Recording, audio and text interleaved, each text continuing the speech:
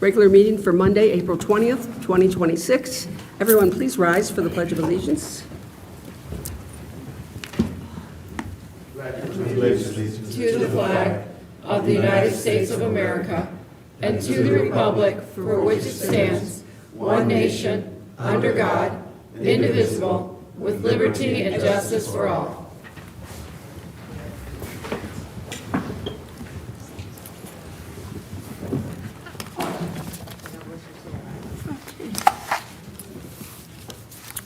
Item 2 is roll call. Roll call. Ms. Jemison? Here. Mr. Long? Here. Mr. Glaudfelty? Here. Mr. Green? Here. Mr. Crover? Here. Ms. Roscoe? Here. Mr. McAnally? Here. Bubade is here. Chair Freitag? Here.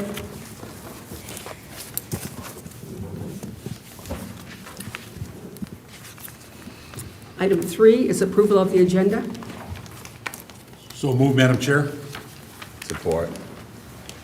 Mr. Long supported it. Yes. Motion for Mr.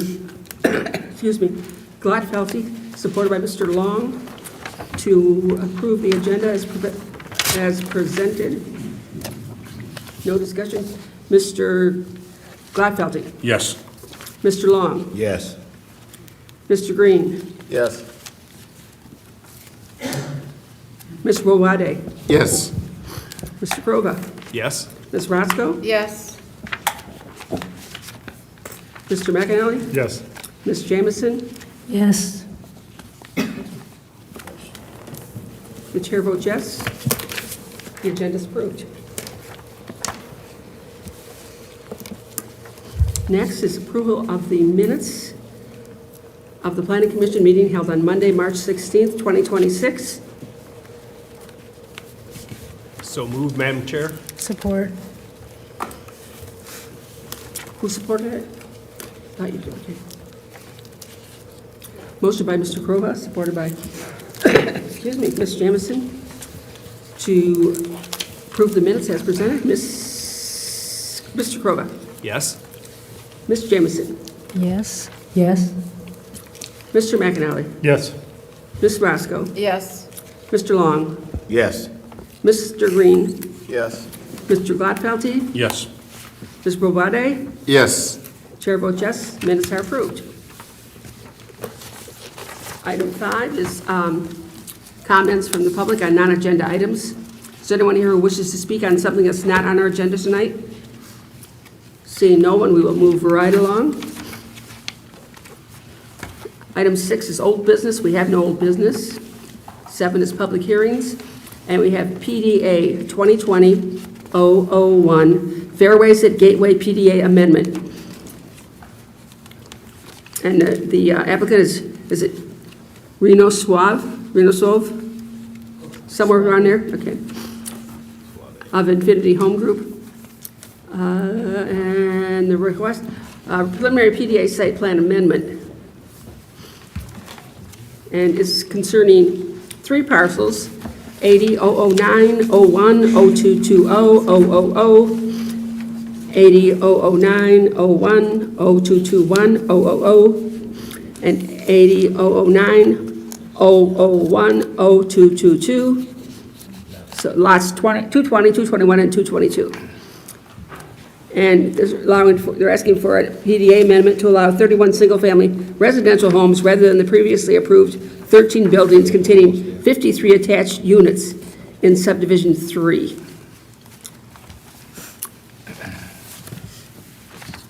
Want me to talk? We- You know, just so we're clear on process here, because I know this is confusing, what you're doing right now, oh, thank you, is for the public hearing, this is for the preliminary PDA plan. So this is an amendment to the overall development.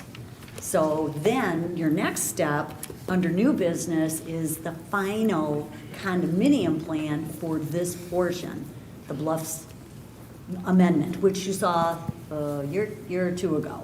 But so that's why it's separated into, it's pretty confusing. Right. So So- what you're doing right now, the public hearing component is just the overall plan, and with it goes that agreement. Right, okay. Yep, PDA agreement. So you're doing PDA now. Just clarification, the overall plan is still just changing this portion of Exactly. the, but then you go into more detail on the second. Right, that's the final plan. So the preliminary for a PDA is your big overall development. Right. Your final is just your subdivision portion. What I'm trying to say is, both of these address the same issue. Same, or they're the same changes. development, they're the same Right, development. it's just- In this particular development, you saw previously. Right. Right. It's just now changing. So, Understood, thank Okay. you. Good. Thanks, good evening, everyone. Reno Suave with Infinity Homes and Company, 42400 Grand River, Suite 112, Novi. We're here in front of you guys, before you guys, we were here, God, probably it was maybe about 3 years ago. It was an ongoing process. We had the remaining 35 acres in Gateway, and as you all know, I was just sharing with a few folks a few minutes ago in my office. This is the, if when this gets approved, this is the final piece of this development. If you look at your notes here in the slides, this has been ongoing since 1995. So this has been, what, 31 years? By the time it's done, it'll be almost 35 years in the making. So in the end, this is, you know, it's a huge development. I don't know if everybody, when they developed this, thought it was gonna take, you know, almost 4 decades to build and develop out, but we here, and obviously we stepped in back in 2012. As maybe some of you know, we've constructed several hundred homes in Romulus so far. I think the count, I had someone check in my office today, we've been approaching about 450 homes since 2013 in Romulus. Did a number of homes in Gateway throughout the city. So we're here in front of you guys tonight. We were came back to modify. Initially, it was around 156 units that were condominiums that was approved for initially. And we came before you guys and received approval, and as you all know, we're actively building in Gateway now. We modified the zoning down to 91 units, keeping this parcel separate. Since we've opened up sales in October of '24, we sold about 40 homes so far. We're actively selling. It's been pretty amazing so far. We've been selling about anywhere from, on the low end, 1 to 3 homes a month is what we've been averaging. And we have a fully staffed sales model up there. We have fully staffed on site. Construction's been going really well. Sales have been pretty strong. Our average sales price goes anywhere from as low as $350, where we have, I think our first house hasn't closed yet, but we're gonna probably top off somewhere pushing 500,000, which I think is gonna set probably a milestone for the area, for the neighborhood. But this has been ongoing. People are coming from all over to buy houses here. The golf course owners, to their credit, have done an amazing job, as you guys all know, restoring that golf course. It's a lot of people from all over come and golf there, so it's been helping not only with their business. We've been kind of almost like, it's been helping both of ours. It's been helping us sell homes because people come to golf there. They see, you know, all the activity with the construction. I think right now we have about 30 houses under construction actively. So we're here in front of you guys tonight. The remaining piece that was, we got that approved on this was 56 attached ranch-style condos. And because the residential sales, the single family's been so strong, we see that being more of a market niche. I think it's even, in my opinion, more beneficial to the city to have single family, not that multifamily is bad in any way, but the single family, obviously, we're bringing a lot of younger families in who have been buying the houses, which has been great for across the board. So we're here in front of you guys tonight to consider, I know this is going to kind of cross over what Carol mentioned, but we're looking to downgrade the zoning now for the approved PDA from 56 units down to, I think it's 31 single-family homes. And this, by this time, again, when we get approved for this, we're looking to start construction sometime, probably, if not later this year, probably next spring. And by that time, we'll kind of burn through a lot of our inventory on the existing phase. We'll just be winding down this. This would be a good transition. So we're looking at, we start opening up sales next summer. We'll probably be out of here probably by sometime in late 2028, even in 2029, which will complete the development. So plans we're going to be selling are very similar to what we have there. We might introduce a couple new plans, although I think we'll be pretty successful with the ones we have. Price point will probably be the same. I guess, who knows we all know what the market's going to do. Gas might be $20 a gallon by then, who knows. So, but pricing should probably be relatively to where it's at right now. So, but yeah, it's been a great mix. Hopefully you guys feel the same way. If anybody been out there, I encourage you to come out there and see the activity and the success we've had in the community. Feel free to visit our model. And again, it's here to answer questions you guys have. I'm sure there'll be plenty of them. So, Should I do I'll do a public hearing now? Okay, at this point, we will go ahead and do the public hearing. The record show we have on file an affidavit of first-class mail. If there anyone who's here to speak on this matter, please raise your hand, come to the podium, give us your name and address, and your comments.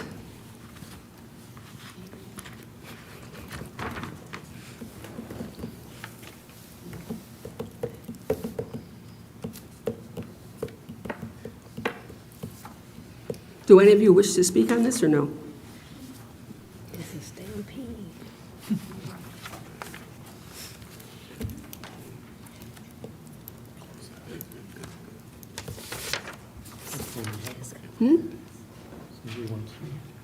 Oh, okay.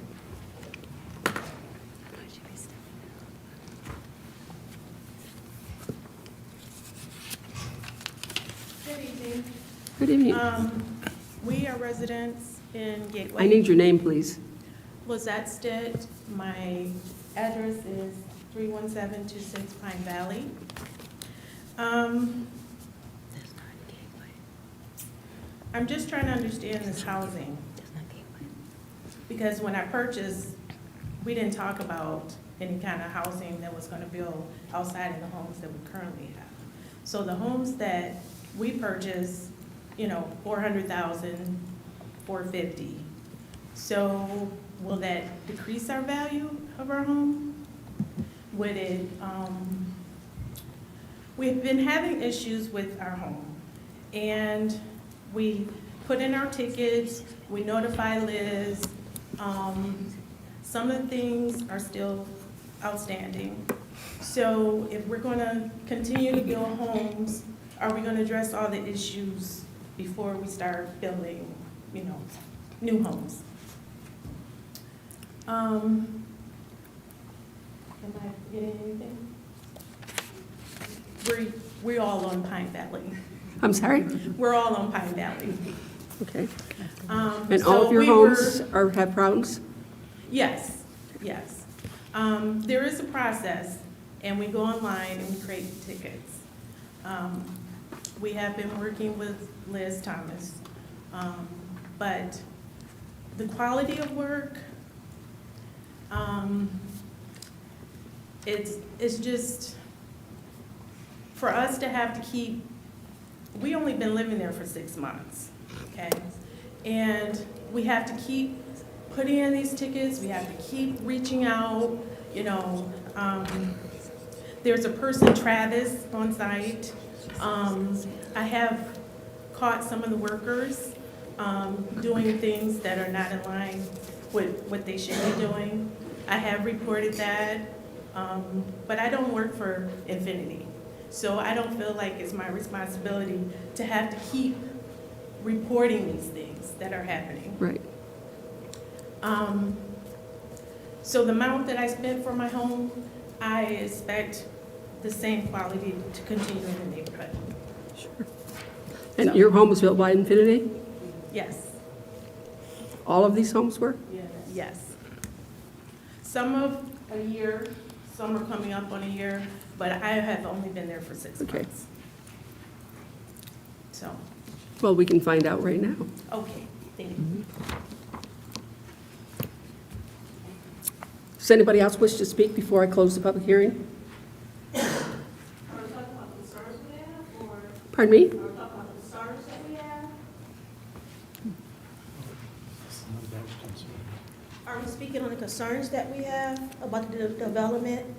So, one, that's, I see. But we need your name I'm and sorry, your my name address, is just for the Erica record. Ivy. Yeah. Erica Ivy. My address is 31712 Pine Valley Drive. One concern I have among the entire subdivision is the concrete that's being used. If you ride through our street, you'll see a lot of the driveways have been broken up. My concrete has been down less than a year. It shouldn't look like that. We did not put any salt out because we had to allow it to cure. If you walk down the street, you will see some of those same pock marks in the concrete. On my punch list is still my roof. I'm still concerned about my roof, and it has not been addressed. I've now been told it's springtime. I moved in June. It'll be a year in June, and I still had the same concern about my roof. I'm glad to know that they're gonna change it from the initial development, or trying to homes, but we would like to have those issues addressed in our home before you start new development, right? We want new people, you want people here, but you want to present a quality product and take care of the product. So that's about it. Thank you. Thank you. Yes, ma'am?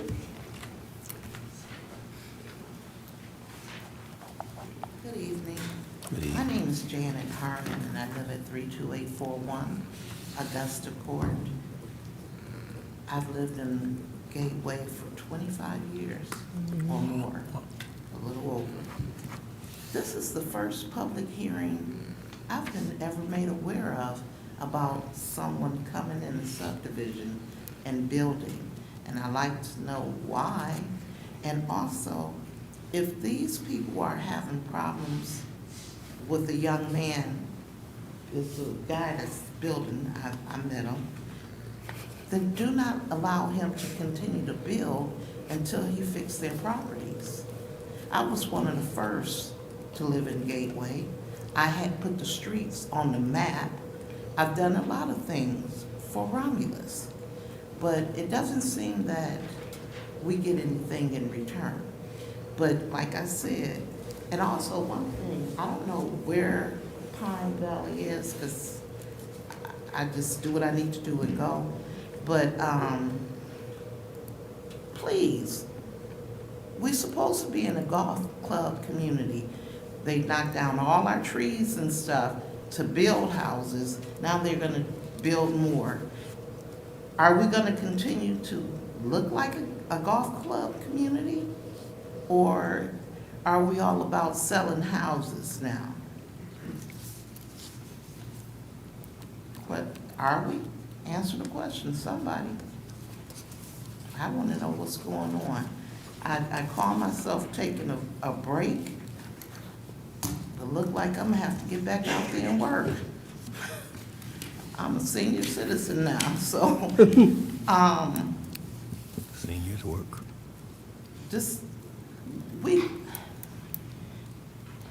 And it's another issue that I'm concerned with, that he probably should be concerned with too. You spoke at the last meeting. But, again, Infinity sounds like, can't think of the name of the other builder, but they did not complete a lot of the houses and a lot of the condos. They just took the people's money, didn't do the basement, water running all through, the chimneys wasn't there. Do not let these people continue to take their money and not complete the job. So I don't know how to go about it, but believe me, I will find out. Thank you, and have Sure. a wonderful evening. Thank you. Anybody else?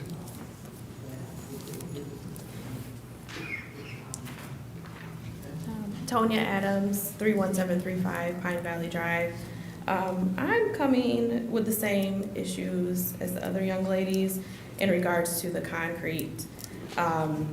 We've had a private inspection done. We've had several trip hazards identified. And then we also did not use salt or any type of de-icing products on the concrete either, but they're starting to crumble and we have craters all through our concrete. I did put in a ticket and was told that it was due to weather, but we've just hit our 1 year. And to me, that kind of makes no sense considering the fact that we're in Michigan, so we are expected to have cold weather.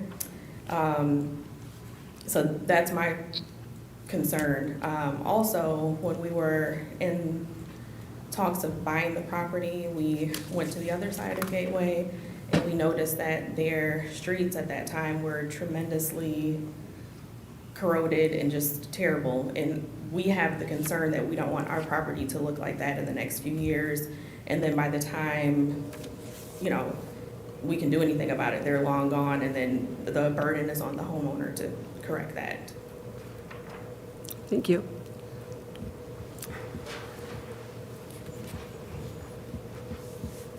Michelle Horsley, 31665 Pine Valley Drive. I guess I'm gonna close it out because we all have a concrete issue. My driveway actually fell in. And they have come out and put some kind of like pebble, whatever, they're indicating that DTE, I guess when they were doing some work, something they didn't complete properly. But I kind of question that because I'm over the year. I know they're gonna replace it, but when we moved in, we had 2 of the largest U-Haul trucks coming through our driveway and it didn't break. I had some work done on my garage and they had one of the smaller U-Hauls and it crashed. Same thing with the walkway. They replaced my walkway the first time because it was unlevel. Now it's crumbling again. So I know that EPA has changed on the concrete, but we're all in the same boat. At some point it's gonna fall on us. As much money as we pay for these homes, we should have to expect the same kind of quality that you wanted when you asked for my money. So I'm just kind of, I'm kind of with you. I don't know how this comes back to you, but it needs to be, you need to be aware of this because that is not a good selling feature going forward for new residents that are gonna pay that kind of money to come in like we're paying and not getting the quality that we feel we should deserve. Okay, no problem. Thank you. Okay. Thank you. You're the last one? Yes. Okay. Then I will go ahead and close that portion. Close the public hearing. And I will now open it up to the commissioners. Through the chair.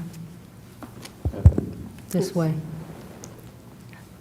Yeah, I just want to disclose, I did talk to the attorney, so I do not have a conflict of interest, but I do live in Gateway on the other side.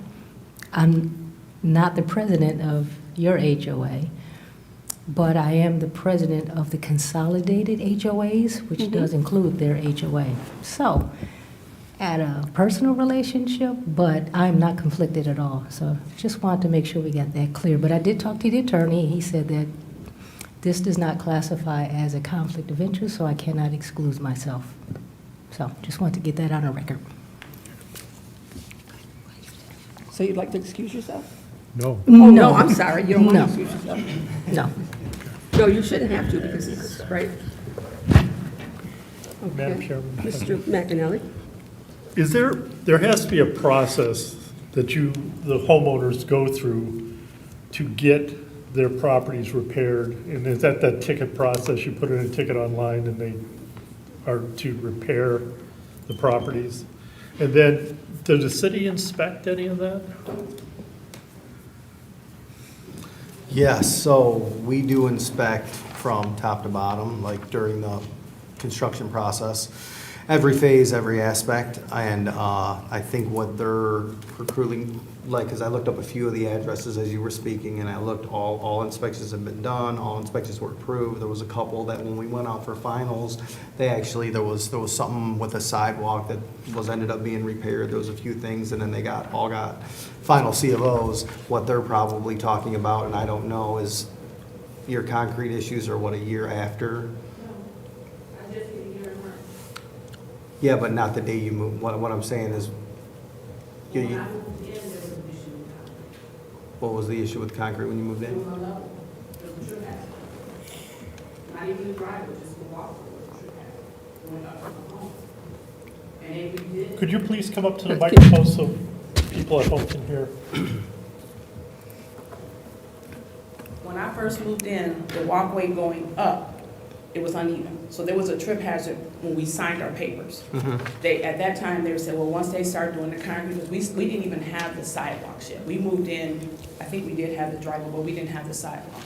So once they did the sidewalk, they fixed it. So it was even. But now, and we didn't use salt because they told us to seal everything. We sealed everything that they suggested. Like I said, my driveway fell in. One whole side is just falling in. But then the walkway that they did already is crumbling again. Okay, so yours was the address, when I looked it up, it did show there was back when we were doing our final Yes. inspections, there was a sidewalk that we did flag. Yes. They did come out and repair it, and we Yes. come and looked again, and it was not uneven at that time. Right. That's when we final approved everything and you got your C of O. Well, no, if you said before I moved in, it was still uneven. It wasn't, that was fixed after I moved in. So you moved in under I moved TCO? I moved in under those temporary, I had the Yeah, temporary you had a permit. I was- temporary CO. What time of year did you move in? We moved in March, Yeah. oh God, when did I move in? March 14th? Yep, so I know during that time frame, we do allow temporary C of Os if a lot of I the was the stuff's second- yeah, we were doing two done. houses. I was When you're in doing- the middle of the winter time, if there's like a few things not completed, because they can't be completed until the weather breaks. And then after a certain time frame, like the houses that they're building and Right. finishing in June and July, everything gets completed and then they get their full C of Os. So that was one, you got a temporary C of O, and then when they Yes. completed it, I do see that we did issue a full C of O. Toward the summer? Yes, That's when they made the repair. that's when they made the Right. repair. Yep. We were already in for March. Yeah, you had your temporary, so you Right. were allowed, to. You're 100% allowed to be Yeah, in there. right. And then they completed the repairs that we saw, and then everything was finalized out at the time we went out there. But if you see it now, it's crumbling. Okay. So, So we do inspect everything, I mean, we don't generally go back after the fact CO. unless we are made aware of an issue or a problem that we need to go look at. But I do know, like, our inspectors are always in there under the construction. I know that all of our inspectors have a very good relationship and very good communication with Infinity, with the developer and all their contractors. And I mean, things since I've been here in the last 3 years with the construction side of it, things on the construction side and inspection side have been going very smoothly. Mr. Crowe, are you done? Go ahead. Because I wanted to comment on that, because I believe there's a dispute between the builder and the warranty and the homeowner. Isn't that handled through the state, through Laura and the construction Bureau of Construction? If it goes that, I mean, if it's a complete. If it's not being handled. Yeah, if there's something in that, but yeah, that would be with your whatever, and I don't know exactly what your warranty is, whatever your warranty is, and with the developer, how you guys handle that. But usually by then, once we issue the C of O, unless there's something where we notify, okay, there's a property maintenance issue, there's an unsafe situation, there's this, if somebody calls us and we go look at it, then we would do an enforcement and contact, but even then, the enforcement, you know what I mean, goes through, it's different with the HOAs and the homeowners. Usually when we enforce something that's, a house that's 4 years old, let's say, just, if we notice, hey, there's something wrong on the front, or your handrail's gone, or you have a trip hazard here, we'll send a letter to the homeowner, not knowing, we don't know what their warranty is with the developer and what their agreement was when they purchased their house. You know what I mean? We just send, hey, this needs to be fixed, and then they have a warranty, they usually contact. I don't know how they do the ticket program, we're not involved in that whole side of it at all. Do all of you people have trouble with your driveways? Even in the several houses on the street from me, she just moved in, her driveway's cracked, there's no holes in her house, and their driveway's cracked, so something is going on. I'm sorry. I'll say, even the lady that moved across the street from me just recently, within the last 2 weeks, her driveway is cracked also. No one was living in the home, so something is going on with the concrete. But again, my concern is that because it's breaking up, and again, it hasn't been a year that I've been in the house, and it hasn't been a year that the concrete has been put in, I'm really concerned about what it is going to look like, heck, even next year. And again, if you walk around the street, you can see where there are some crumblings. And again, we don't want it to look like how they just replaced it with a Swan Lake. We don't want it looking like that. We want it, it's a brand new community, it should look brand new. Sure. Thank you. Oh, I'm sorry. No, it's okay. I just, aside from what we're here for tonight with the warranty side of things, I think it's important to note, yeah, we do have a warranty process. Anybody that buys a house from us, we actually give up to a 2-year, typically, most builders will give a year warranty. We give a year up to basically for what's called basically general common elements of the house, drywall cracks, things like that, settling. And then we go so far as to do a second year on structural. Okay, if there's a roof leak, a basement wall leak, basement wall crack, there may leak. Concrete has been, and I think one of you mentioned about said her EPA guidelines. So the problem we have is that our company on average builds anywhere between 100 and 150 homes a year. I started the company myself in 2000. We built close to 3,500 homes in Michigan at that time. In the last 3 years, I've never had so many concrete complaints as I have now. So one would say, okay, well, what changed? Well, you guys can go back and do a quick Google search of this. 3 years ago or so, and I don't want to get too technical with this, but the guidelines were changed, mandated by the federal government to basically, for all intents and purposes, weaken the strength of the concrete, what's the additives that get put in the concrete. The reason why that was to help offset carbon emissions. Manufacturing concrete, mining for cement, where there's a main ingredient, concrete, puts off a lot of carbon, I guess. So they did things that mandated that they, all the ready mix, all the batch plants, when you manufacture concrete, it just kind of weakens it. So since then, we've had, Ray just met with, myself, a few people, she mentioned Liz Thomas in our office, met with the ready mix companies, use our flatware companies last week, and we said, look, we've never had a list 3.5 pages long where I'm closing on a new house with someone, and then 3 months after they close, they have pitting in their concrete. Now, on a side note, there are requirements when someone buys a new house. I think this is important to know because I've never been to an entitlement meeting where I'm talking about concrete warranties, but this is a widespread issue. I said, how do I explain this to a homeowner who's buying a brand new house and their driveway, excuse my words, looks like hell after 3 months? And so I said, there's going to be some onus has to be put on you guys at the ready mix companies. I said, if not, this is going to be somewhat of a class action lawsuit because it's not just us, it's every builder across the state. You could look at newly poured roads that are done in neighborhoods, probably Romulus, Livonia, anywhere you look where they're doing like replacement programs, concrete after a certain period of time is pitting. It looks like hell. In this case, we've got a warranty list. Now, there is some due care that the customers have to do. The manufacturers won't even look at it. The first question they ask is, have the driveways been sealed? If the driveways are not sealed, yeah, some of you may, that's great. So like I said, we'll deal with that separately. But that's the first question that they ask. If the driveways aren't sealed, they're not doing anything with it. So I've never had a list as long as we have with concrete warranties. It is an issue. If there's other warranty matters in it, we do have a warranty process. They have a 30-day move-in because usually after you move in, there might be some settlement things that will happen. The customer will email our company and we'll come out, we'll send a service tech out there to take care of it. Then they have a 1-year warranty. And after that, usually the warranty period pretty much drops off because unless you have like a major, like a structural issue in your house, that we'll take care of it in that 2nd year. So, but as far as for concrete, I'm happy to talk to you folks afterwards, and I'm sure your name's already documented within our company, but I'm happy to hear them afterwards. But I started to belabor the point of this, but this has been like an ongoing issue. It's not just with us.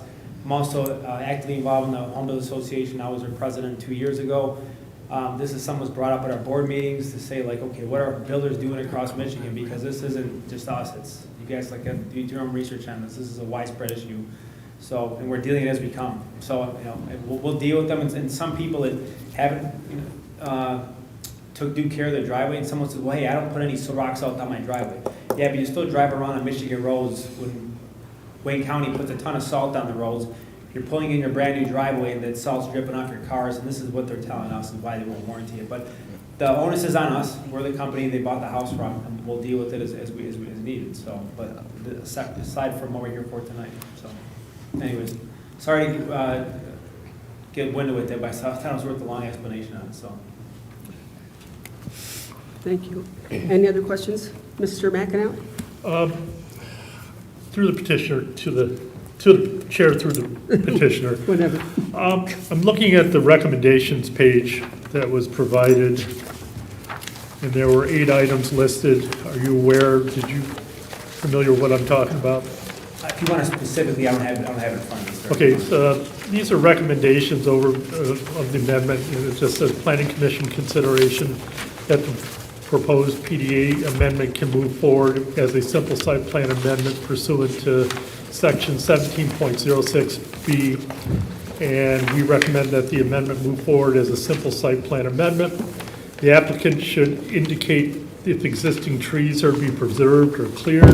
We recommend that as many trees as possible be preserved and worked into the home design and layout, and trees be preserved, be clearly shown on the site plan.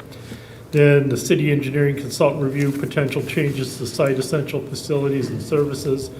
And number 4 is address the buildability of site 29, which looks like a pie. What are you going to put a pyramid on that? Can I grab my notes? Sure. Yeah, I was going to ask that question. Oh, yeah, were you gonna do your presentation? I was gonna say, I think you might have a Is it on thing. there? Oh, is this- You move the slide across, I think it's on your, Did you turn this thing Should I refer this in it? on? There you go. might be, So this was the current site plan we did, sorry, I didn't know this was up here. This was the current site plan that shows the 56 multi-units, and then obviously this is the one that's being proposed, which it's kind of hard once you highlight it. Site 29, we look at my note, we look at my page here, it might show up a little bit better.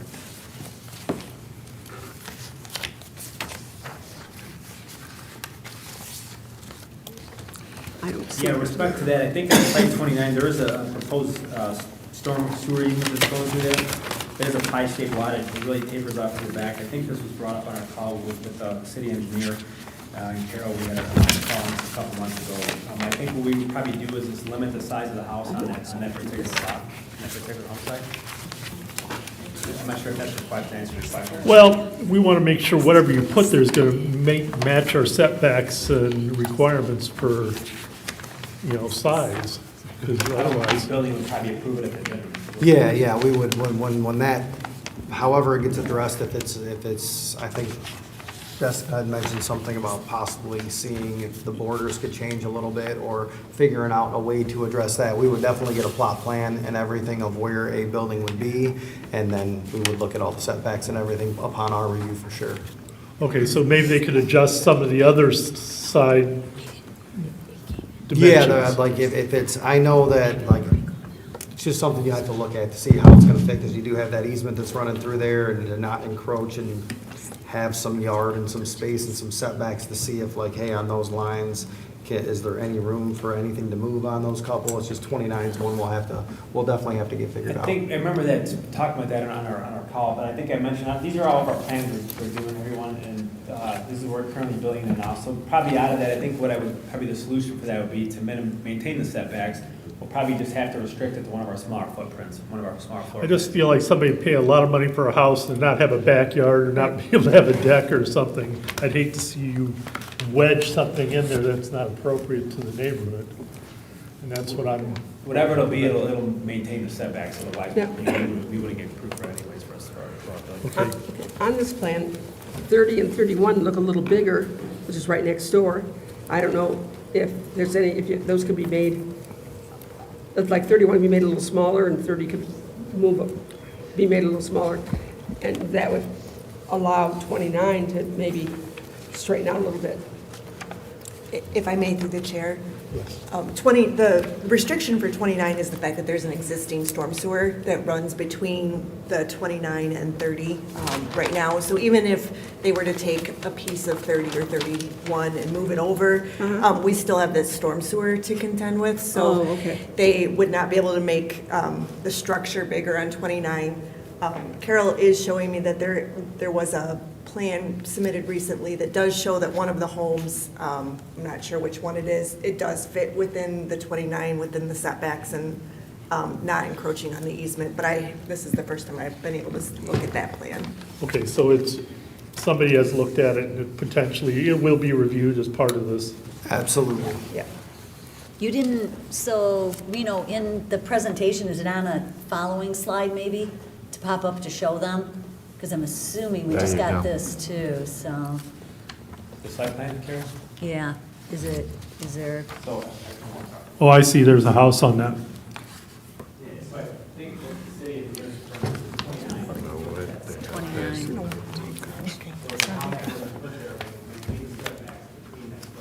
So I think we looked at possibly shifting, I think I mentioned that in our call too, possibly shifting property or working property.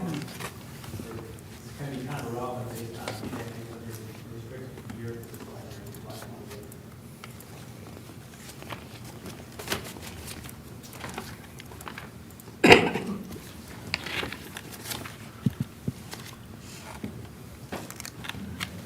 Putting a smaller house is going to still, it's not going to look in my opinion, it won't look that out of place because you're putting a smaller house on, it's bigger in front, but then it narrows out to the back.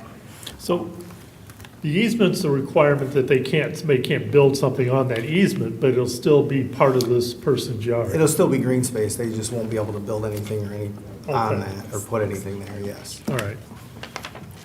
Okay, I'm satisfied that this can be addressed. Okay.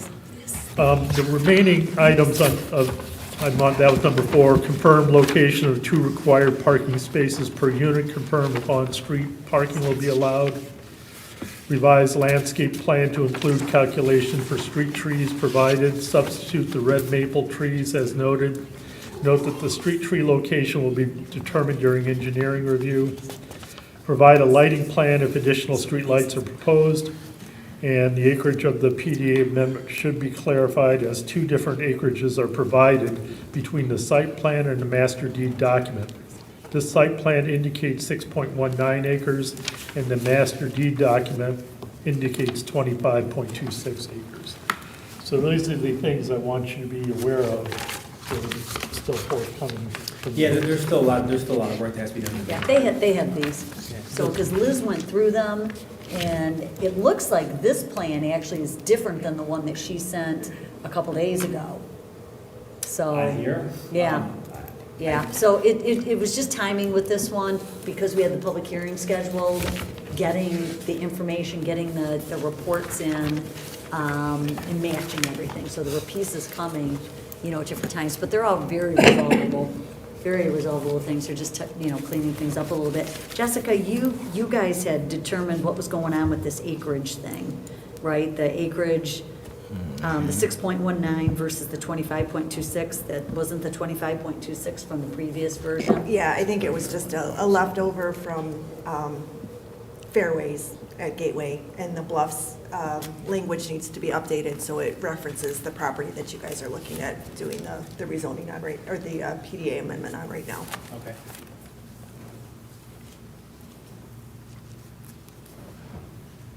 So you're not adding additional streetlights, right? There's already streetlights. Oh, go ahead. Streetlights I'm sorry. there, yeah. This section was already developed. Right, This is the right. cut-through, so Yeah. if they're there, which I believe they are. Yeah, for some reason, the consultant had, Carlisle Workman had thrown this in, that they were, and I talked to him about it, I said, it's already there. And There's he- streetlights there, I know Yeah, he that. thought- I think it he was thought if it there's might be- if there's any additional Yeah. streetlights, then a lighting plan would be needed. Yeah, he just wanted to make sure that you knew that, and Okay. he thought maybe it might be dark. And then did we get an answer on these parking spaces? What's the story on on-street parking? Typically, what we would do is, obviously, parking would be limited to opposite side of the hydrant. We just put no parking signs on whatever side of the street that the hydrant's on. Same as what's there. So, yes, it's Yep. pretty much the same we're doing in the existing Phase 5. Okay. One side there'll be on-street parking, the other Correct, yeah. side is fire lane, no parking. Correct, yes. Yep. So, yep, I think most of these are answered. Did you have anything else in your letter? I did not for this section, no. Okay. Any other Through questions? the chair, I have a couple questions. I'm sorry, go ahead. Yeah, so calculation of trees, I know in the preserves, there was a problem with trees, and also with treetops, when you finished Phase 4, there was a problem with the number of trees.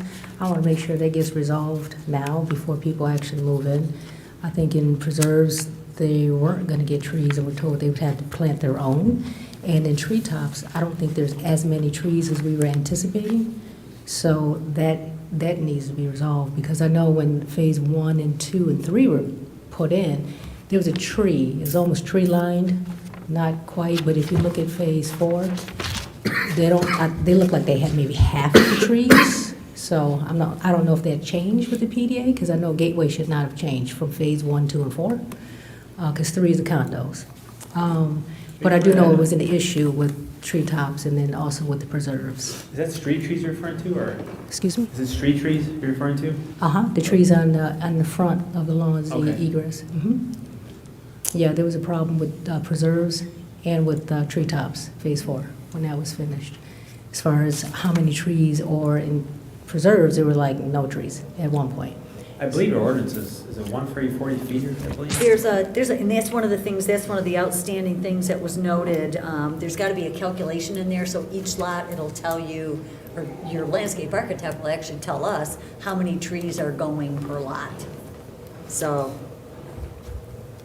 Through the chair, and I would like to add, I know in my involvement on the construction of this, when we do go out and do final inspections and everything, there's a plan that shows where the street trees have to be and how many they have to be, and we do not issue a final C of O without those street trees being planted and in. I know on part of the phase, the utilities made a change. We still had the trees, but with the utilities, they did not want the trees planted on top of those utilities, so there was an adjustment where the trees had to be moved to the other side into a different easement, which was also a utility easement, but the trees, they still have the same number and everything there, they were just in a different location. Same number from what, some require 1, depending on the frontage, some require 2, depends on how big the lot is. But we do check for that every time, and then even in the winter when we do a temporary C of O where they can't get the street tree, we always make the developer put up a bond for it to get a temporary so somebody can move in, and then they don't get their final until we go out and we verify that everything's done, including the trees being planted. Yeah, in Gateway, there are quite a few trees that are planted right next to the lights. You can't see the lights in the summertime because the trees have overgrown them, so I'm not sure whoever thought that was a smart idea, but just keeping that in mind so that that doesn't happen moving forward with the new one. The other issue that I had was page 3. It says here, when it gives the area width, height, and setbacks,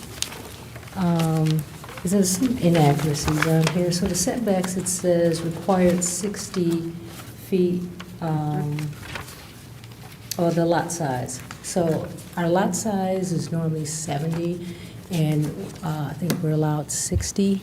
so that was the PDA. So the Right. R1A, it's 70, but way back in, what did you say, 1995? When this was approved, that Right. deviation was granted for the whole PDA. Right, For and single that's family. that's my question, because we talked about this last year, I think, when you first came with the other development. And so about 7 of these lots are not 60, they're like Measure- 55. Our consultant said the same thing, and it's like, what are you looking at? So you have to look at the definition of what lot width is, and, or where you measure. You measure at the building line, at the setback line, not at the curves, not at the property line. I just looked at what was on his plans, and the plans were like So, 55 and 56, and so that's what I Correct. looked at. Take a look, it's right in front of you, right? So you see the street line? And then take that front setback, take the very front line of the building envelope. And they all say a minimum of 60. So can you see it on your screen? With a magnifying glass, probably. It might, all but don't say that. Some we are 50. checked, because the consultant said the same thing. And it's like, well, you have to then go to the definition of what lot width is, and it's at the setback line, not at the property line.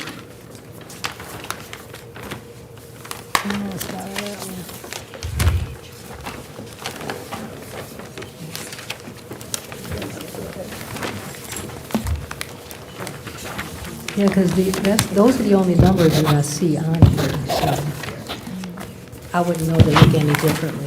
I can bring it over and show you. So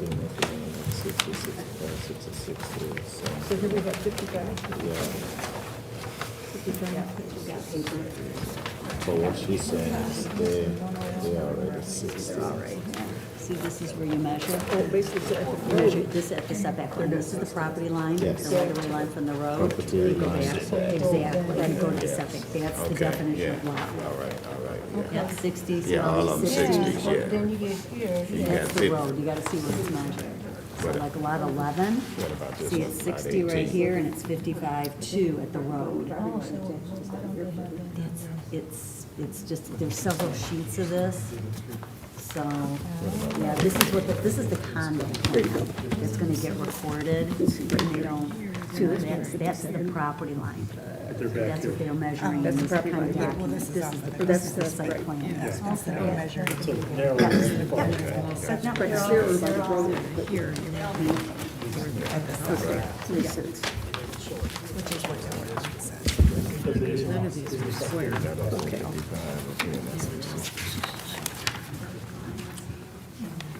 So it could show that it's narrower by the road, so to speak. But then when you go down to the property line, that's when you get the 60 or 70 or whatever it's supposed to be.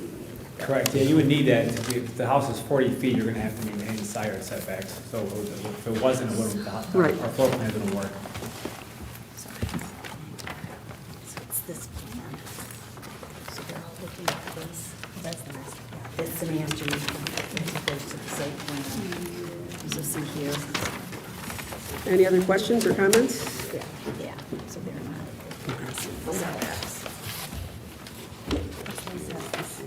This plan has it. Yes, yeah, the full sheets too, yeah. The complete site plan. You were not the, you didn't build the original, I mean, sell the original homes that are in there that go back to when it was first opened. No, as a matter of fact, I don't know if I told you guys the story last time. I was just sharing some of the story of my office earlier.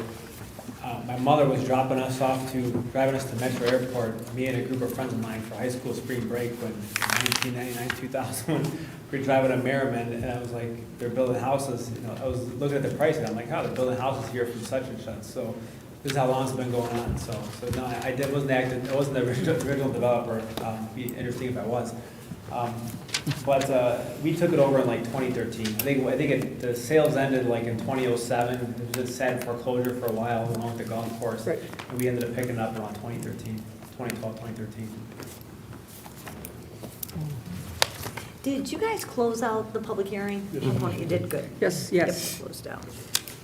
Good, thank you.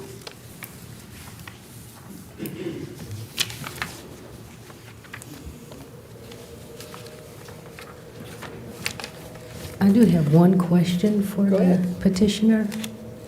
Separate issue. We're gonna get some senior affordable housing somewhere at some point? Because we need it.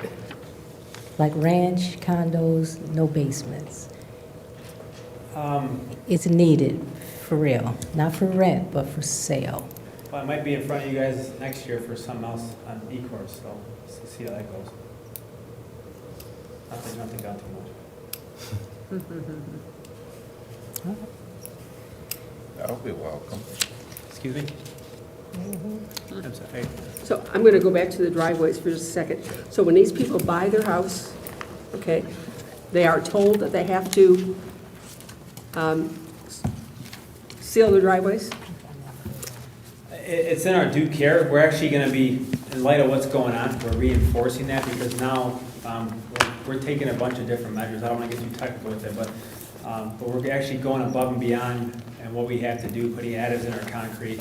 So funny enough, I asked one of the owners of the ready mix company that said, so if we go ahead and this year, because we wanted to meet with them before the season officially started, like Mr. Kemp was saying, the season doesn't really kick off until like April, middle April or so.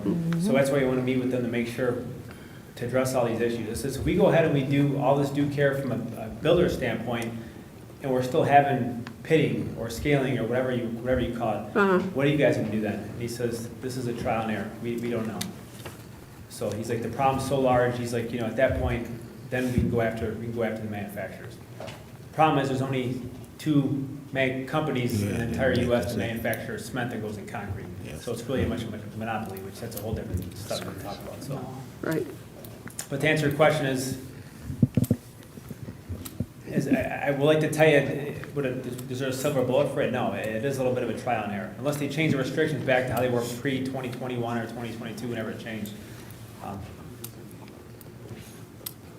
But we're working with each customer to see what the concern is, that they're pretty much all the same. Some are worse than others. So it's not that we're just saying, no, we're not doing it. But we've had instances where we have pictures from our service guys that will see someone with rock salt on the driveway. That is a huge no-no, especially when you've been living in your house for under a year, because at that point, you're going to have problems with it.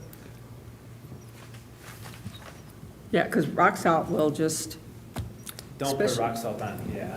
especially if it's fairly new. Yeah, correct. I mean, we put it on our roads, obviously, but your roads are, 8 inches thick or whatever it might be, and there's Right. different additives they put in there because you have 30,000 cars driving through every day. So then what do you recommend for driveways? Don't put anything on it. Nothing? I don't on mine, no. Okay. No.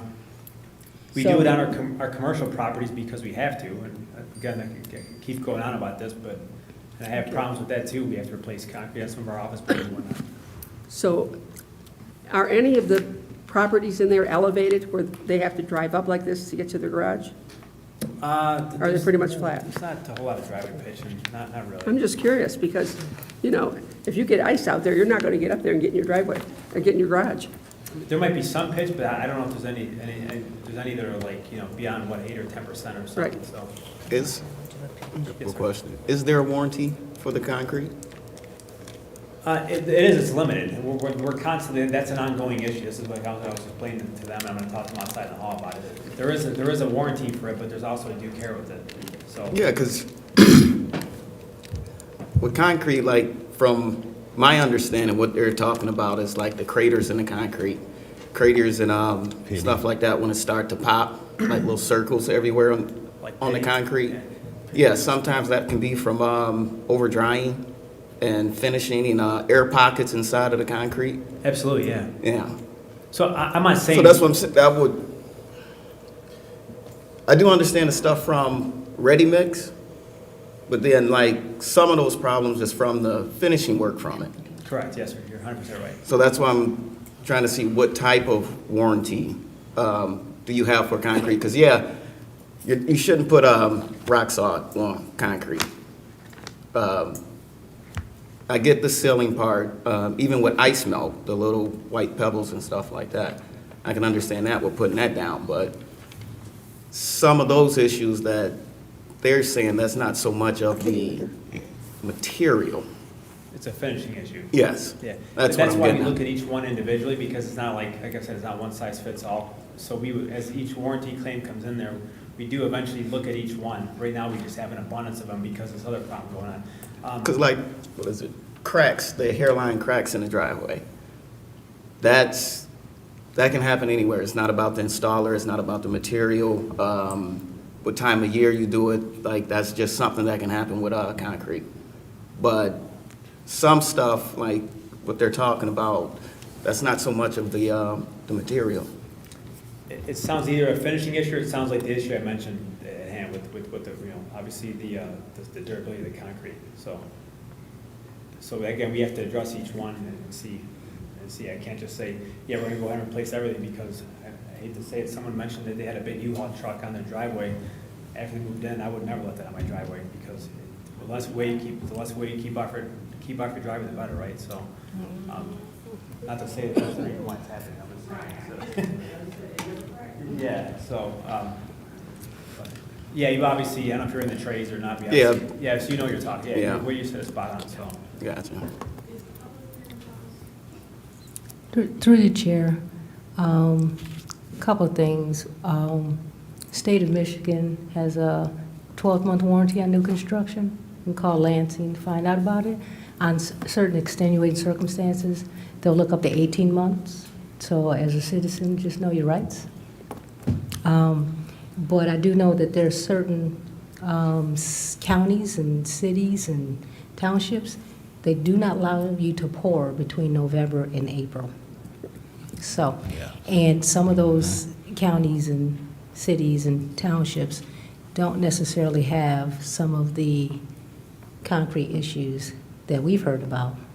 So I don't know if that's a possibility, it's an issue, but as a realtor, I do know I get a lot of clients that do new construction, and the builders stop pouring about November, and they do not start again until like mid-April. Clients are usually happy, but at the end of the day, they understand why, because the builder's like, I'm not pouring something I can't stand behind.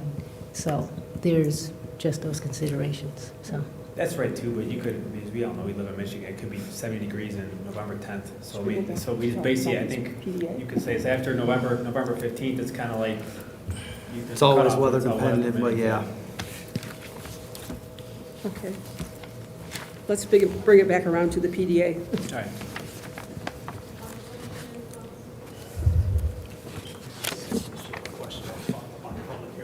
Go ahead.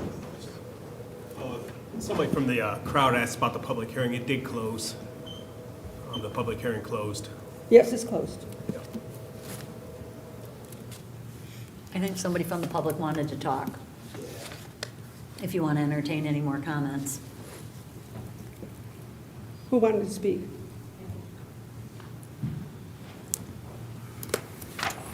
Last one.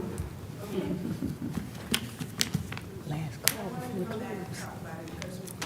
Could you put your name on the record again, please? Just, we have a recording secretary, so, Okay. so she can. Lizette Stitt, 31726 Pine Valley. Thank you. I wanted to bring it up since we're talking about concrete.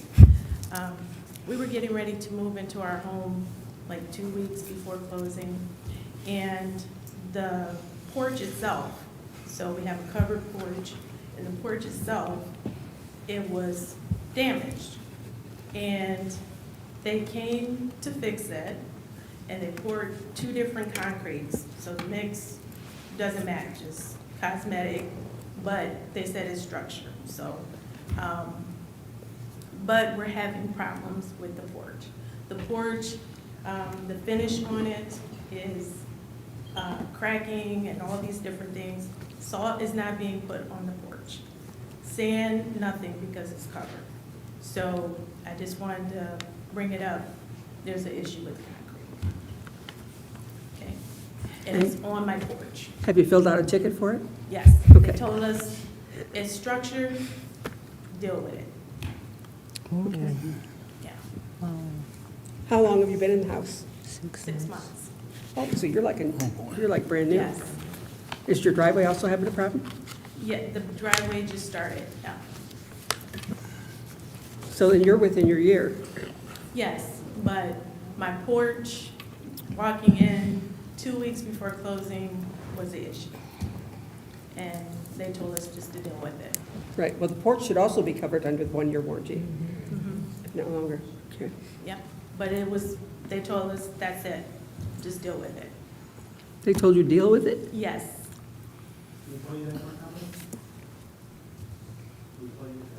I'm sure the first part was, I can say about the actual, someone told you my company deal with it. Yeah, they told us to deal with They it. won't have it done. Do you want to come up here and talk so we can all, We can have all hear? emails, we have documents, yes. Okay.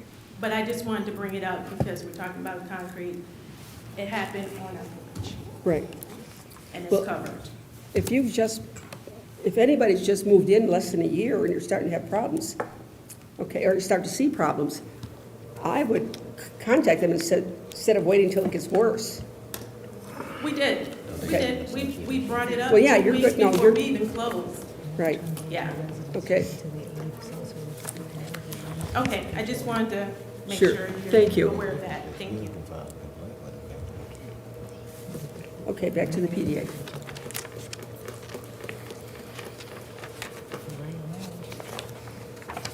Are we ready to vote? We should vote on. There's no any more questions? Any more questions on the PDA? Yes, Madam Chair. Yes, go ahead. What I would recommend to the residents, if you all could, through your HOA, well, I still would file a complaint, documented complaint, so you can have it dated. So if there further action is needed, you would at least have some written documentation that you filed a complaint at such and such time, so you can go back and try to get it resolved from that date instead of this date.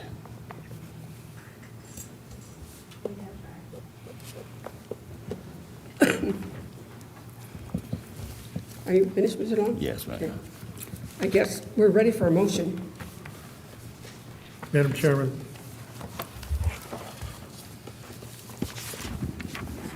Get my papers here all together. Okay, go ahead. I'll make a motion for approval of PDA 2020-001 Fairways and Gateway, amended preliminary PDA site plan and second amendment to the PDA agreement. This will be going to City Council, subject to conditions identified in the consultant department's report. So, a question, Can- sorry. Yeah, can somebody second it? I'll support it. Who's- Support? Well, Yes. we- No, Then you there's can have discussion. Have discussion after that. No, then you can have discussion. So you motioned it, he Motion. seconded, and so now. Okay, now we have Sounds discussion. like he wants discussion. Yeah, so I just want to make sure that the 8 recommendations plus the 6 recommendations of OHM is included. They all are, all They are, these, okay. all these Yeah, they're all- reports, Subject to yeah. the conditions identified in the consultant and department And department reports. reports, That's yeah. in the motion. Cost on them, okay, very Any good. other discussion? No? Nope. And you made the second it? No, I seconded. Oh, you seconded it. Yeah. Okay, I have a motion from Mr. McAnally, supported by Mr. Gladfeldy, to recommend a city council, where'd the form go?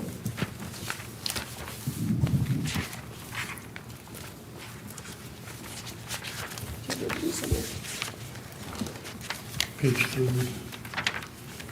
I'm sorry.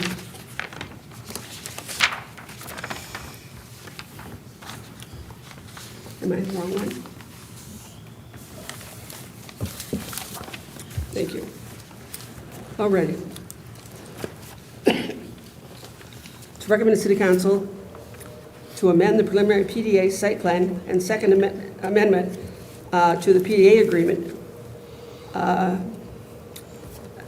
of PDA 2020-001, Fairways at Gateway, amended preliminary PDA site plan and, no, that's the second one, right? Nope, that's the first one, so sorry. Are you Are we still reading on doing the site plan bottom of too? page? Yep, sorry, I didn't box them off. On the bottom of page 3, the very first one. The amended preliminary Oh, I'm PDA sorry. site plan and second I amendment to see. the PDA agreement. Okay. Yep, it's first one. Right, conditions, That's what I read. that's what you read, right? Okay. What Dan read. Yep. Leave it at that, that's all you have Yep, to do. leave it at that, yep. It's easy when you guys don't make changes to what's in your packets. I'm getting confused, okay. All righty. Mr. McAnally. Yes. Mr. Gladfeldy. Yes. Mr. Green. Yes.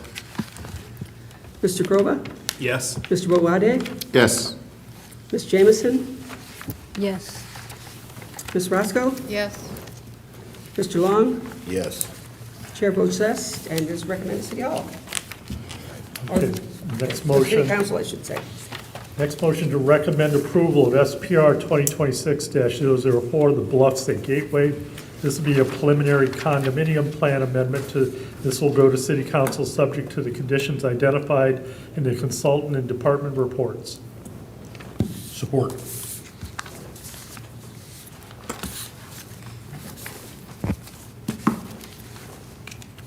Okay. I have a motion by Mr. McAnally, supported by Mr. Gladfeldy, to recommend to City council. City Council the preliminary condominium plan Buffs at Gateway, SPR 2026-004. This preliminary condominium plan amendment to the City Council subject to conditions identified in the consultant and department reports. Any discussion? I'm not repeating it. Mr. McAnally. Yes. Mr. McAnally. Mr. Bobade. Yes. I'm sorry, not you yet. Mr. Gladfeldy. Gladfeldy. Yes. Now, Mr. Bobade. Yes. Mr. Bova. Yes. Mr. Green. Yes. Mr. Long. Yes. Ms. Roscoe. Yes. Ms. Jamison. Yes. Chair votes yes. That one is recommended also.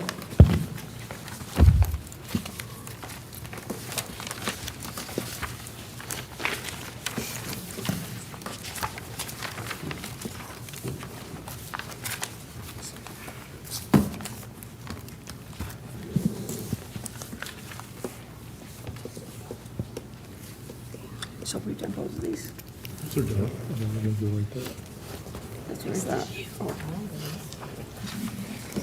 Okay, we're going to go down to number 8, which is TA 2026-001, Southern Gateway Text Amendment Discussion. We're done with you. And that's on my yellow sheet here. You're done.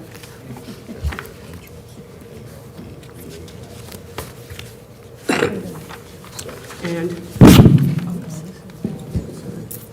who's going to handle that? gonna handle this. This is an amendment to the Southern Gateway, which, as you know, is an overlay. And now that we're using it, and starting to apply it to projects coming in, we have one right now that we're using it under, and we're just finding some things that need to be cleaned up. So OHM has graciously started that for us, and we want to get some discussion going with you guys Right. to get it more formalized, and hopefully next month, then we'll have it in draft form and ready to look at in that way. But we needed to get some direction from you on a few things. Anytime you're ready. Sounds good, Chair. So what you will find in your packet is that we put together a memo of some discussion items that we would like to have some input from the Planning Commission on, in order to then, that will then let us make some recommendations to you on revisions to the Southern Gateway. The first one is that there was a discussion, and I believe a lot of the Southern Gateway language was crafted by MKSK with Brad at that time. I think did a lot of it. And the discussion at the time was that the traffic impact study would be required if you had 50 daily truck trips or 10 peak hour truck trips, and then that in turn would also require a special land use.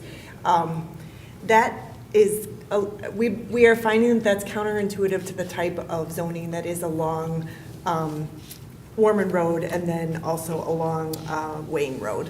So you have industrial zoning in that area. Most every use that has come in, it has more than 10 peak truck hour trips and then more than 50 daily truck trips. So we're finding that is that's something, if they're coming to you often for a waiver or variance to something that's in the ordinance, then that's when we step back and look and see if there's something in the ordinance that might need to be changed. For all other zonings, it's 50 peak hour trips and 500 daily trips. And typically you equate one truck is equal to 2 passenger cars. So even if we were to equate the regular zoning to trucks, it would be 25 truck trips in a peak hour and 250 truck trips during a peak day. Maximum in a day before we would require a traffic impact study. So we are suggesting that we do not necessarily for the Southern Gateway require anything above and beyond what is in the rest of the rest of the city is governed by under the zoning agreement, the zoning ordinance.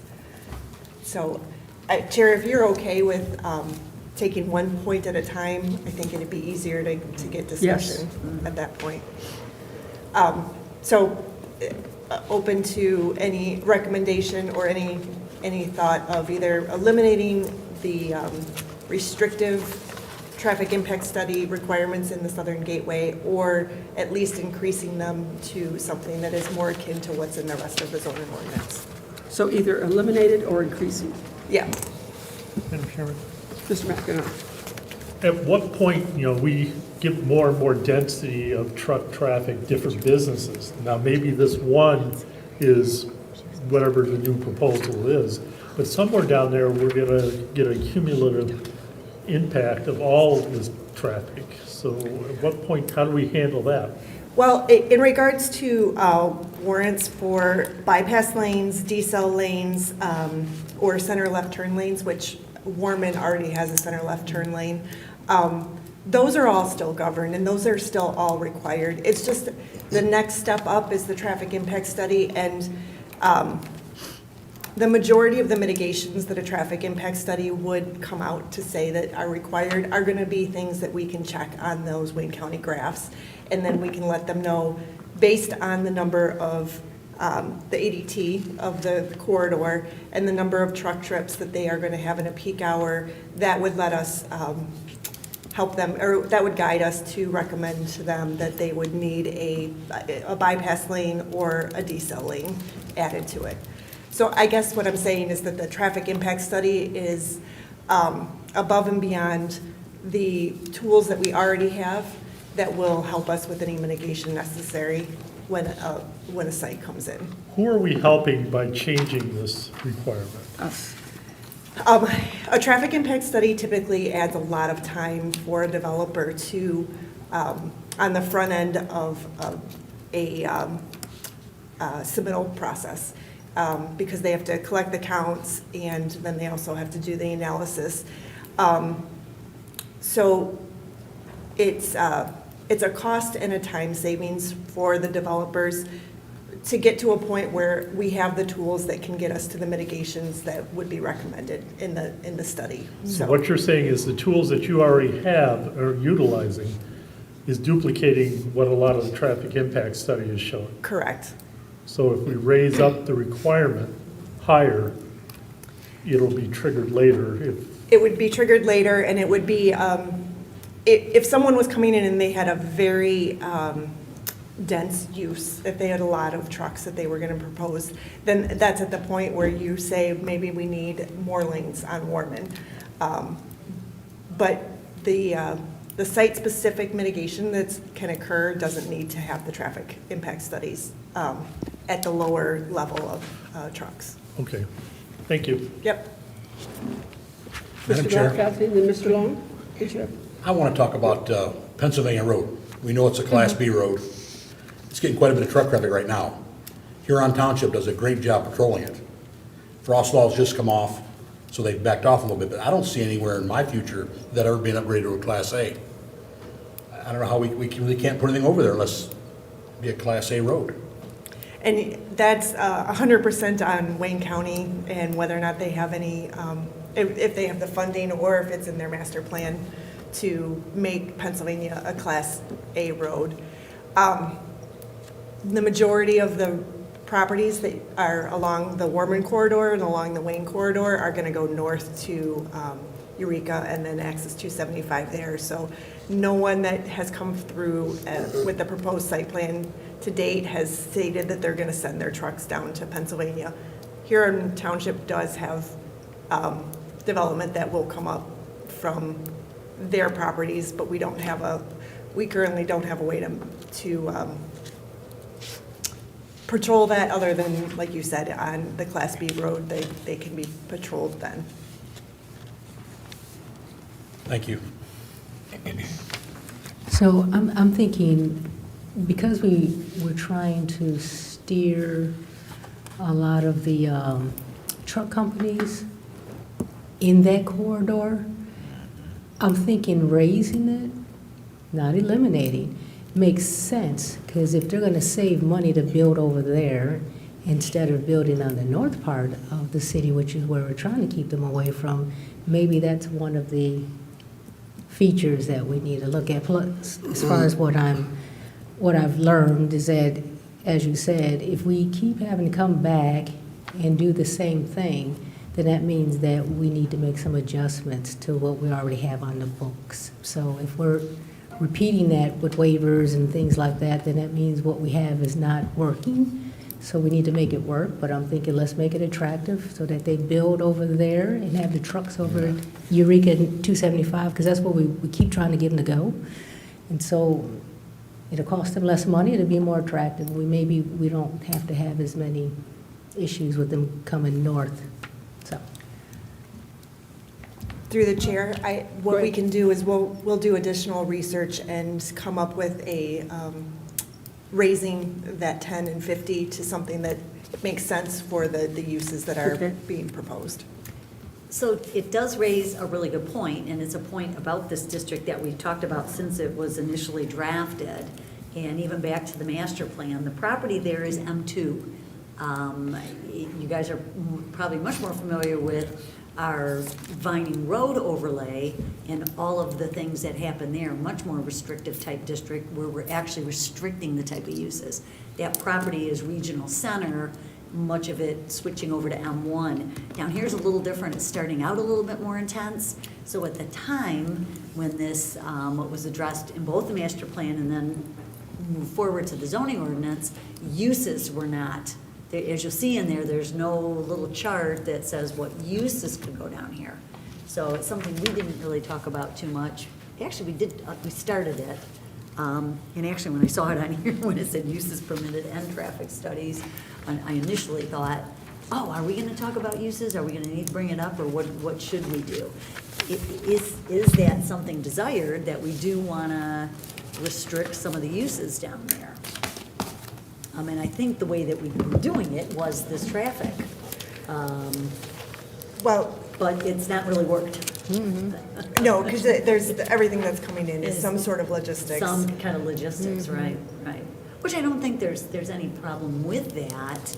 From the, the couple of them are higher, certainly Kroger is at a higher level with what they do there. This one coming in for Project John runs cold storage, which is a, needed aspect of that. But when you talk about just straight trucking, there's Logos that's there now.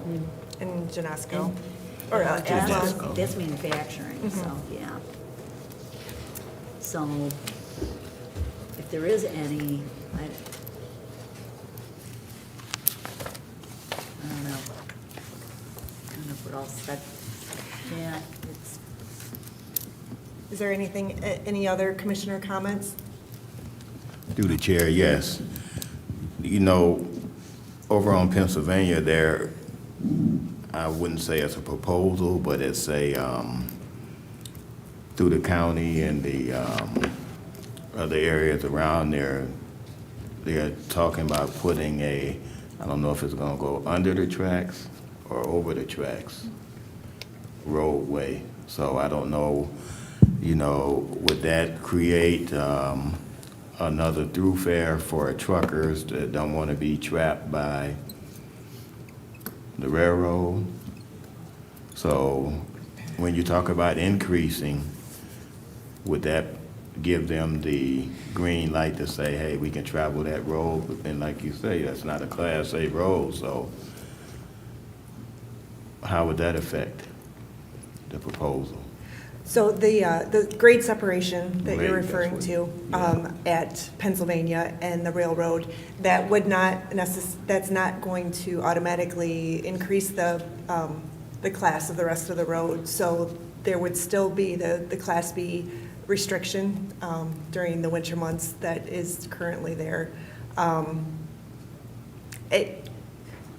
If we have a concern with trucks leaving Romulus businesses and going south to Pennsylvania rather than going to Eureka and 275, that concern is better addressed by requiring them to provide a traffic management plan during the site plan that they would then have to, either they themselves or anyone that they lease to would have to adhere to.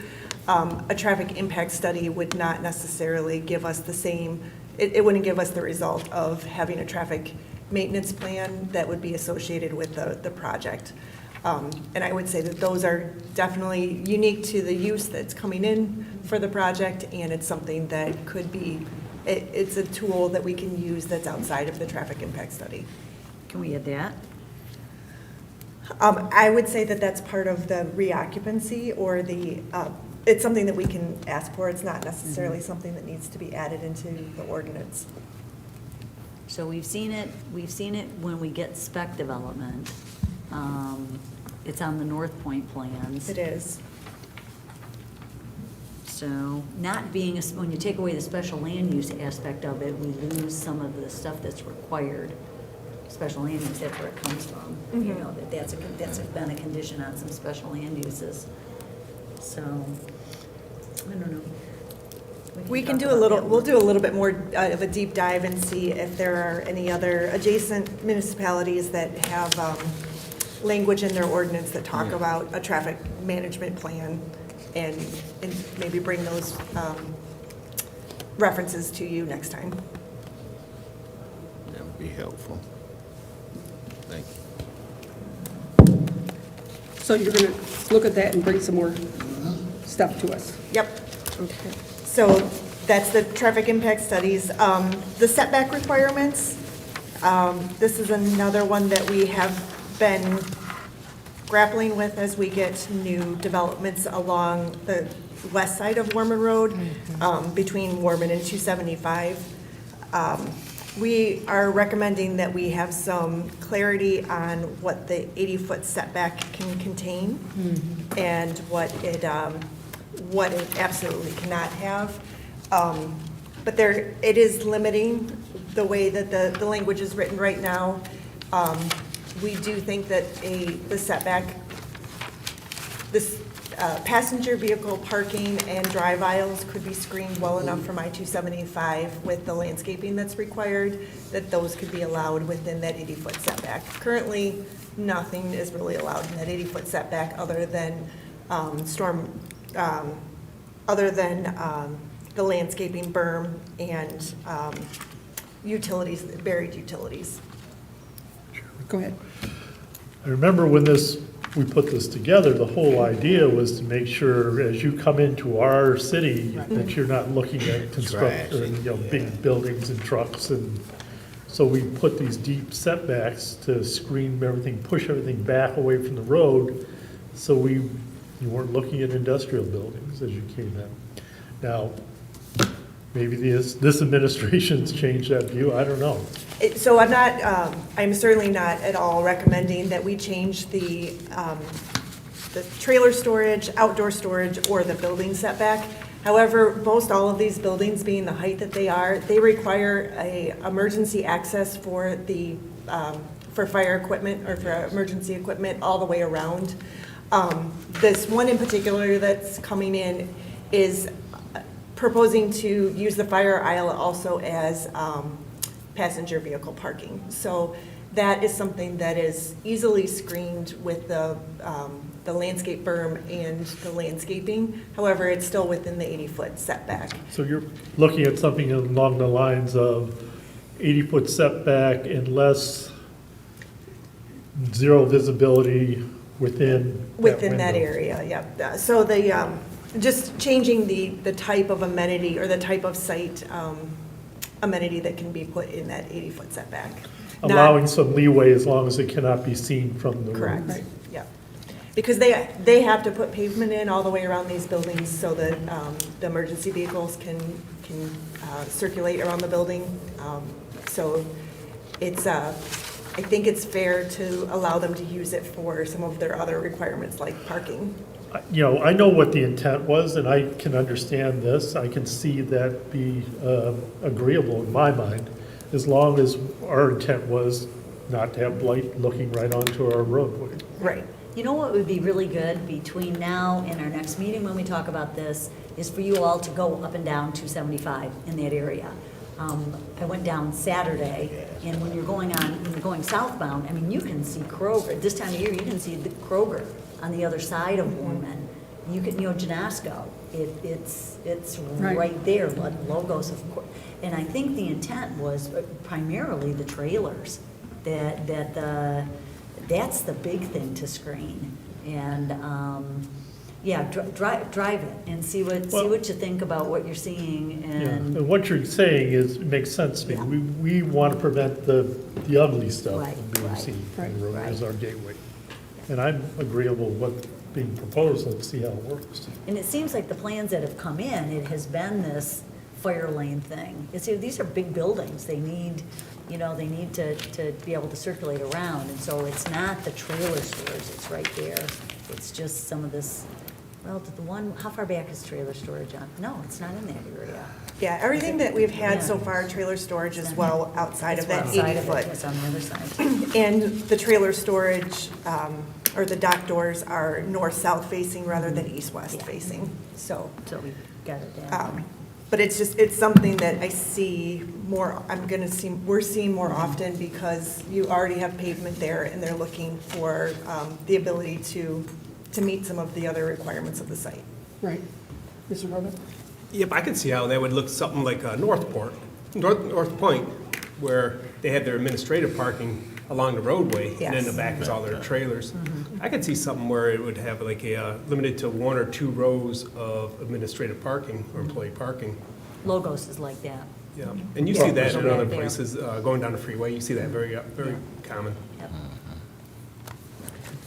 Yep. Any other comments? The building appearance and materials, one thing that we have continuously run into, and I'm going to ask for your help a little bit, is that the energy requirements for the type of use that are coming in are requiring more of the tilt-up panels and more of the specialized facade or specialized building materials. There is an opportunity for them to level up on the type of facade that they're using.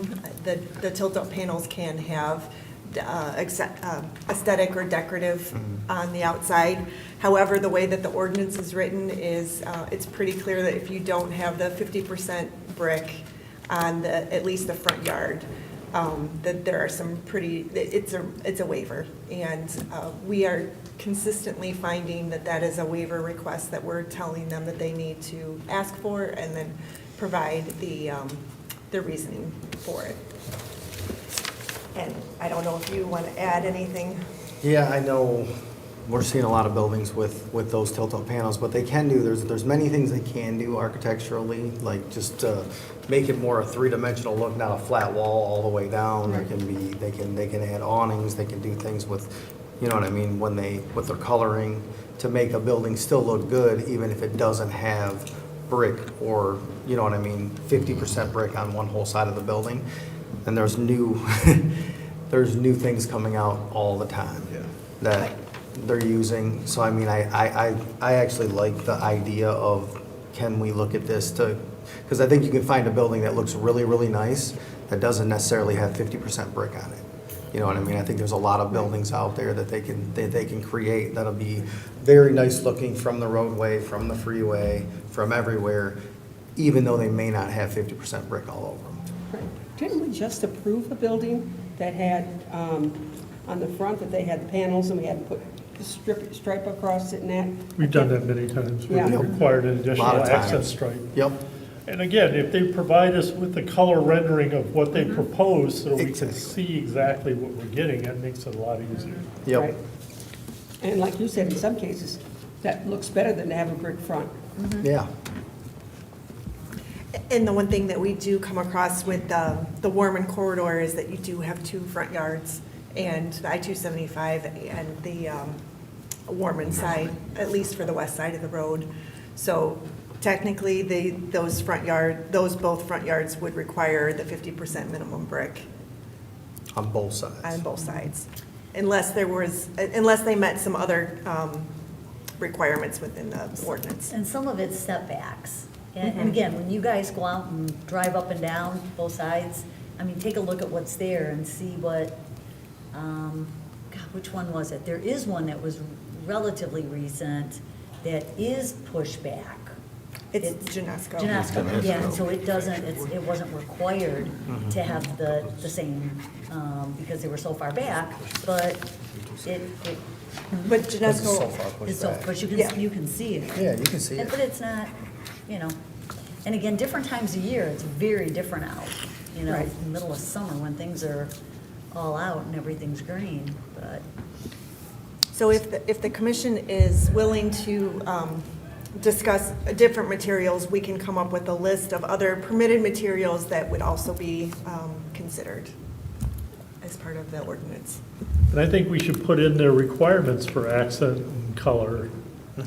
Yeah, and we can do that and say if you are not using brick, but you're using the tilt-ups, that there's a Right. certain amount of, No blue. yeah, no blue. We can do no blue. You know what I'm talking about? Yes. I am aware. But again, they're not doing it out of spite. It is out of a requirement for the use of the building. Oh, yeah. So, No, I'm not- trying to give them some avenues that they can go down. So is it possible that we can say we still want that 50% for those who can, but for those who cannot, due to the type of building that they need for their business, then we would be willing to let them do the lesser 50 as long as we can approve those materials and that look?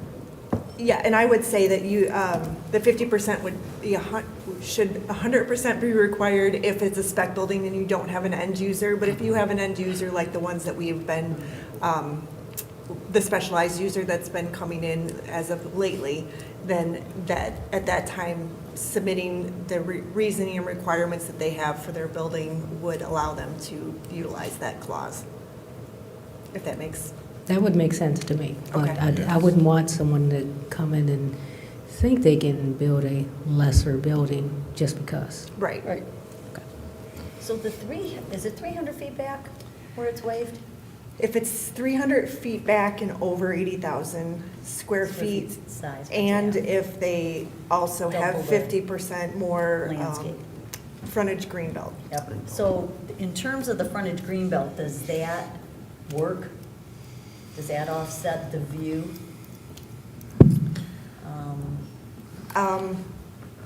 Well, when you have 50% more plant material, you definitely have a screening earlier in the life of the landscaping than the rest of the ordinance. So because there are a couple buildings in that stretch that are just, I think it's just metal. Aren't they, are they metal sided?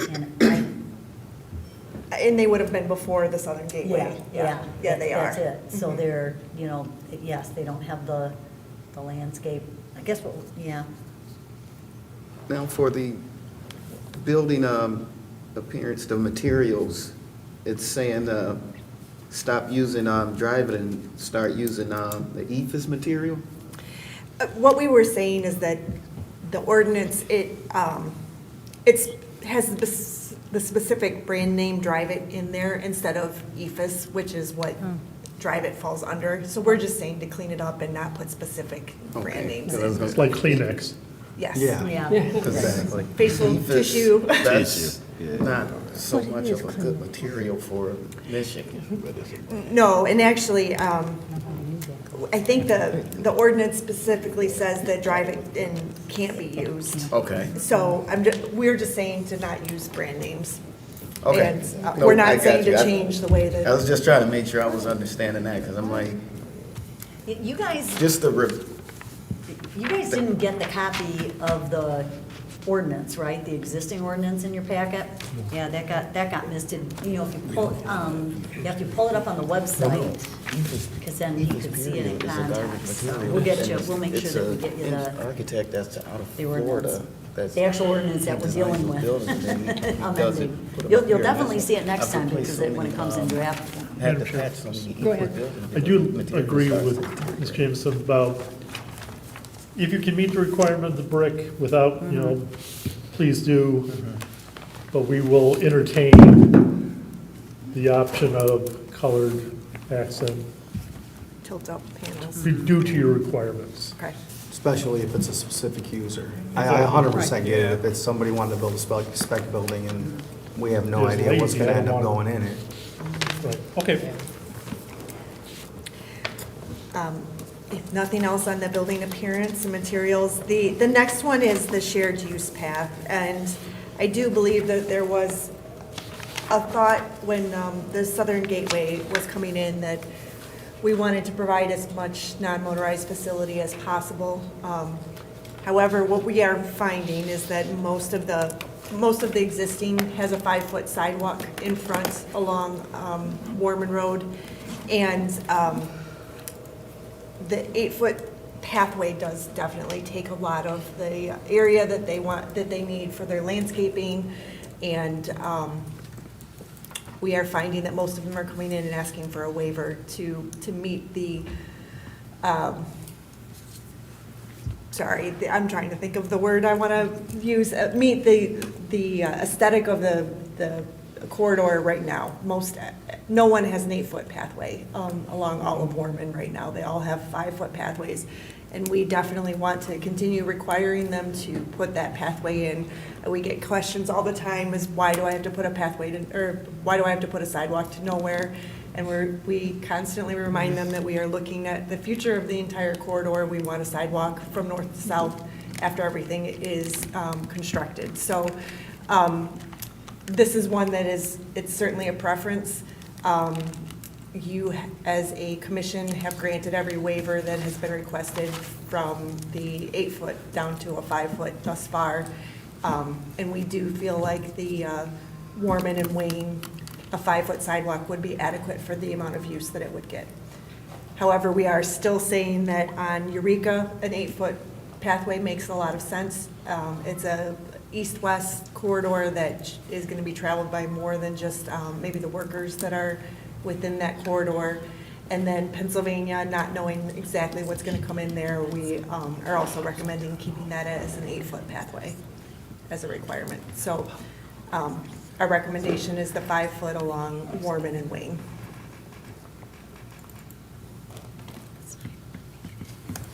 That makes sense. Wide enough. I mean, yeah, definitely wide enough. Any no's to that recommendation? I'm trying to figure it out. while Okay. We're picking and choosing, I guess. Warman and Wayne, what you're saying is you're not going to get enough pedestrian traffic to warrant these big sidewalks. But when we're going east, now the east-west I get, I think we need to keep the 8-foot. And anywhere we may get generated traffic, The east-west, definitely you are connecting to neighborhoods where you might have bikers or walkers or more pedestrians using Eureka. Pennsylvania is yet to be seen. If there is a lot of development that's proposed on either side of Pennsylvania, then I think there too, the city and the residents would benefit from an 8-foot side, or an 8-foot pathway east-west. does the bike trail come up at Eureka and 275? Does it come out there? It is certainly at 275 there. I don't know if there's a It doesn't spur. come up at Eureka and 275, no. No. It goes under, but it doesn't come up. So they'd have to go all the way down to You the gotta north go, line. you gotta go down the north line. I got tricked into going that way one time.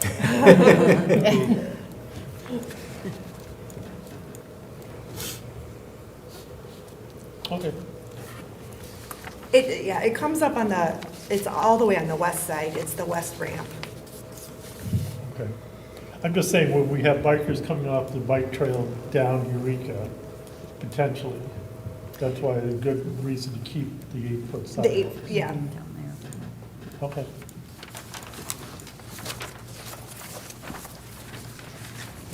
Those were the major items that we wanted your input on. The remaining items are a lot of things that we're going to try and clean up between the two references to the Southern Gateway and the ordinance, and then also references that are duplicate throughout the rest of the zoning ordinance. So this is something that Carol had asked us to look into, and these are our recommendations. By no means are they end all be all. We were looking to see what you guys desired. Very good. Once you see the whole ordinance all in front with these proposed changes, we can open it up to any other things that you look at, and if you have any questions about. Thank you for letting me speak to you guys today on this. Good to see you. Were you doing this up north when all the snow was around? Were you? No, Lindsay did most of this, and she and I just finalized it, so it was not my snowmageddon work. Alrighty. Are we all set with that then? Moving right along, we'll go to number 9, which is PC cases involving advice or input from the planning commission. Nope. Madam Okay. Chair, I'd like to comment on something tonight. We have several businesses in Romulus that are putting these card readers in. They typically don't come in front of us during their planning stages. What happens, most of those are 30, 40 feet from the road. The residents are traveling and the semi-trucks are out on the road. They think that we have dropped the plans on that. No, we never seen the security reader. It comes after us. And I actually know about 4 of them right now, and they're on roads that are not street lit. One of them is Northfield over there on North Line, Saturn. Also down there on Warman in Pennsylvania, you got, I don't know how you pronounce that, not Gecko. Genesco, yes. They have the card reader, and the semis are literally out on the road. And there have been accidents there. I have personally seen them on my way to work as I travel around. I don't know what we can do about that. We probably can't get them to move them back now. Most of those trucks are 65 to 75 feet long, and those readers are only 25 to 30 feet off the road, and it does cause a problem. Yeah, I am, that's a good point. So they're coming in, the gates are locked, and they have to give a card reader to get into the gate, and it's blocking the street. Right. And most of these roads, there are no streetlights over there. Yeah. And there has been, I just seen an accident the other week over there in front of Northfield over there, on North Line, east of Middle Belt. And there's at least 4 or 5 that I know of. No, we didn't drop the ball, we didn't know about it. Well, they should be at the setback line. Yeah, because And setback we should have, be- Like Genesco has room for a truck, but there's not room for another truck behind multiple it. trucks. So that's the. The trucks pull up in there, then start, they can't But see if it. they weren't declared on their site plan, then it would be an alteration. That's Their something you fence and could've- their gate were declared on their site plan. I don't know if their card reader was shown on it like you're mentioning. Yeah. I don't ever recall seeing them, but Yeah, we didn't drop the ball, we didn't see it. yeah. Yep, sometimes those fences go up after. Yeah, they're So not. we didn't That's what- calculate stacking onto Right. onto That's a good roadways. point So, to right, the bring up setback for people should that are gonna have accommodate one. locked gates Yeah, but and it's card not readers, locked like gates. how that makes sure that's gonna stack. I know Janasco's is, because every time I go over there, I have to sit and wait to get buzzed in. Yeah, but you in a car though. Yeah, I'm in a car. So Janasco's got room for one semi, but if another one comes, they're blocked. They're 100 feet long. It's a 100-foot setback from the road. I don't have the answer to that, but that's a good point. That's just something we gotta work on. Yeah, that's your homework. Do you know, it's, And that could be part of a traffic management plan. right, Yeah. right, Thank you. or the Okay. fence section. So we can look at that. Yes, I have one question in regards to our exchange with Bradford when they were here presenting their petition before us. I was watching the meeting the other night when they were presenting to the city council, and I don't know if it was miscommunication on their part, or they just came in and outright told us something just to get their petition passed. But to my understanding, I was under the impression that that property that they were proposing to put the building on, even though they are leasing it from the county, that there would be tax on that building. So now, from what I understand, is there are some questions being brought up by the authority as to whether or not that can be taxed or not. Did we get any kind of clarification on that yet? So the last you saw was the city council meeting? Yes. Okay, so you saw they postponed it so that administration could work with the airport authority and get some stuff resolved.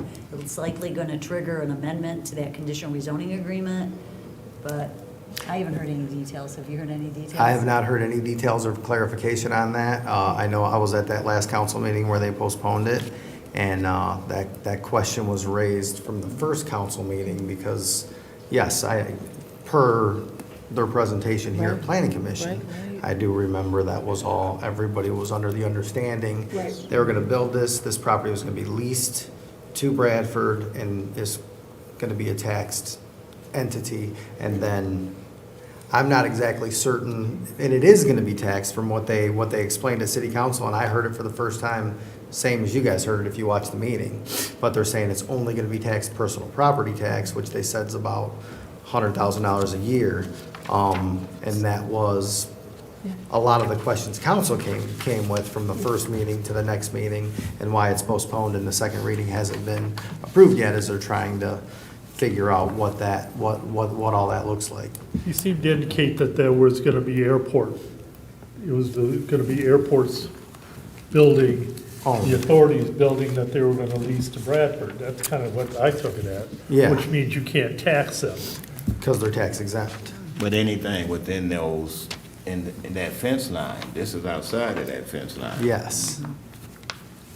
I 100% get your question. I'm asking the same exact one at this time, at this point, and I know that's why council has postponed it Because to this just like the point. same building that they're building now over on Middle Belt, Safeway, Safeway, yeah, now that's taxable. that's taxable. So why can't that be taxable?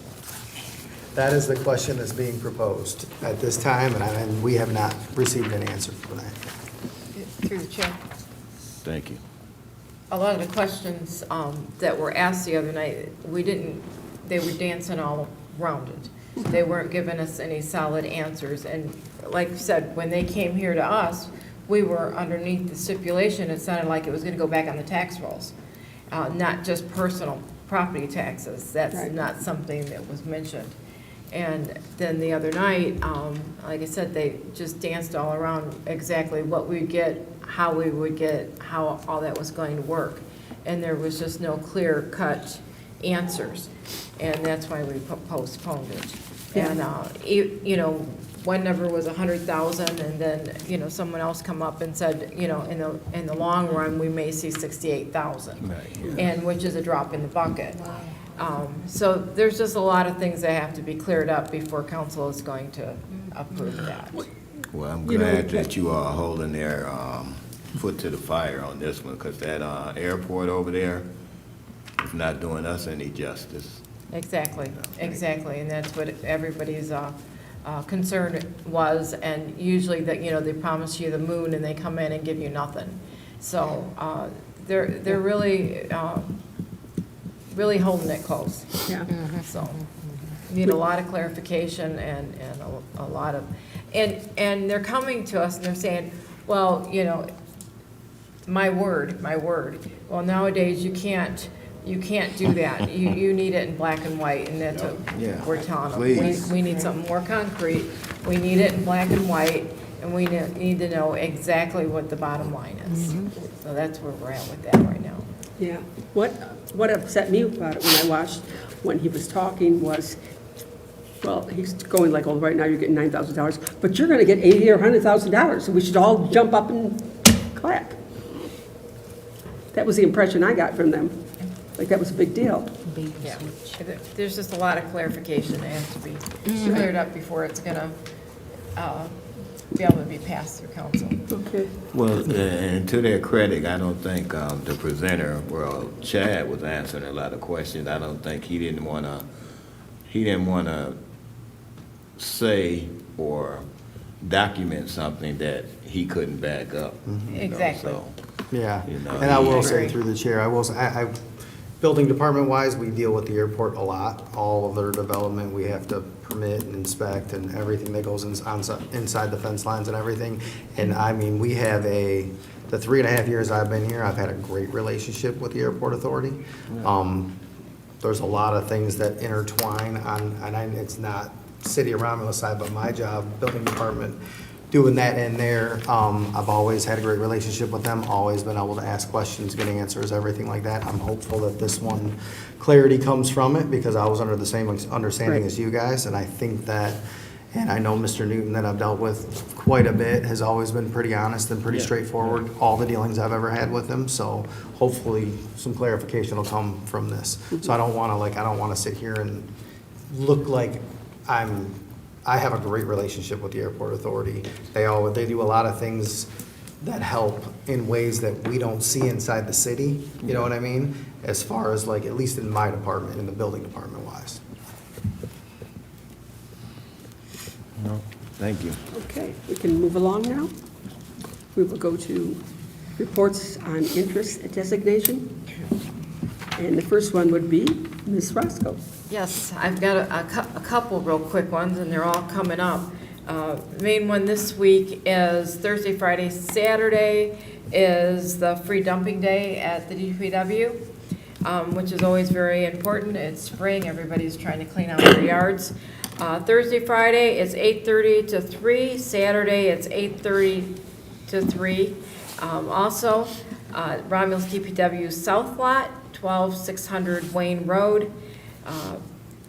Dispose of large quantity of items and up to 3 bulky items per household. No commercial waste, no hazardous material, tires accepted. I think they limit you to like 3 tires or something. You can't come in there with a pickup load full. But also the very important thing is you have to have proof of your residency.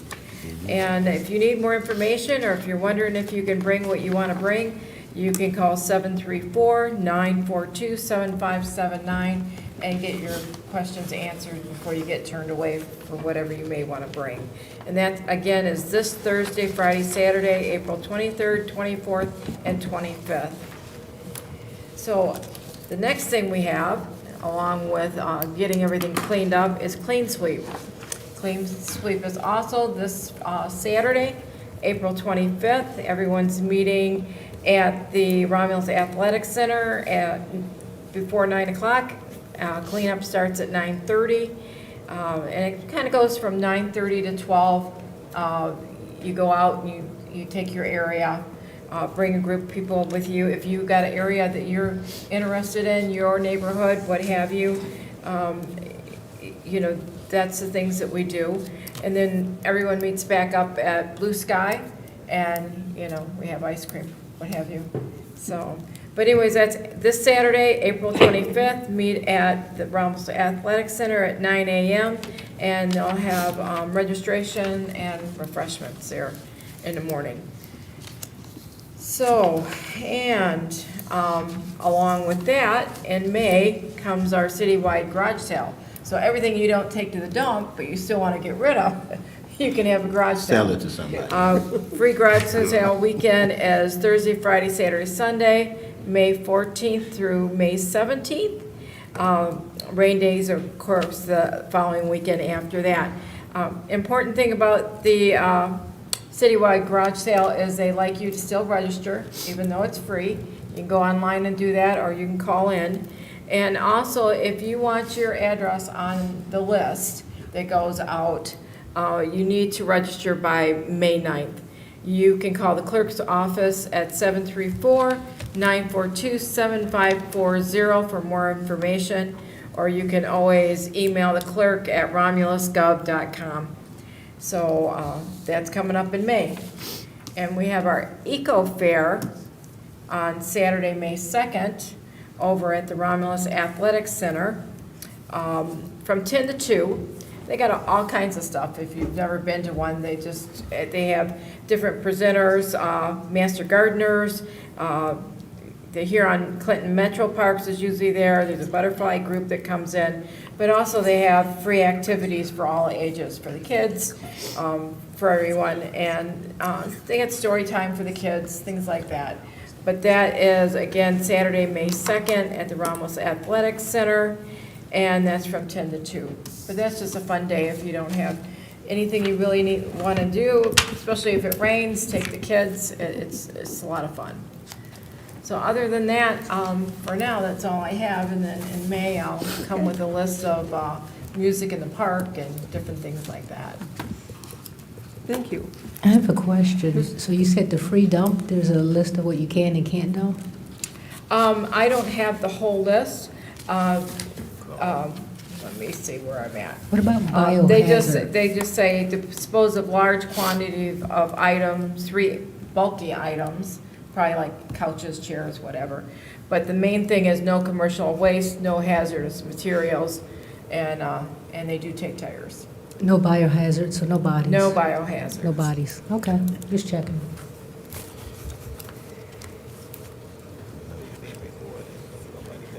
Okay.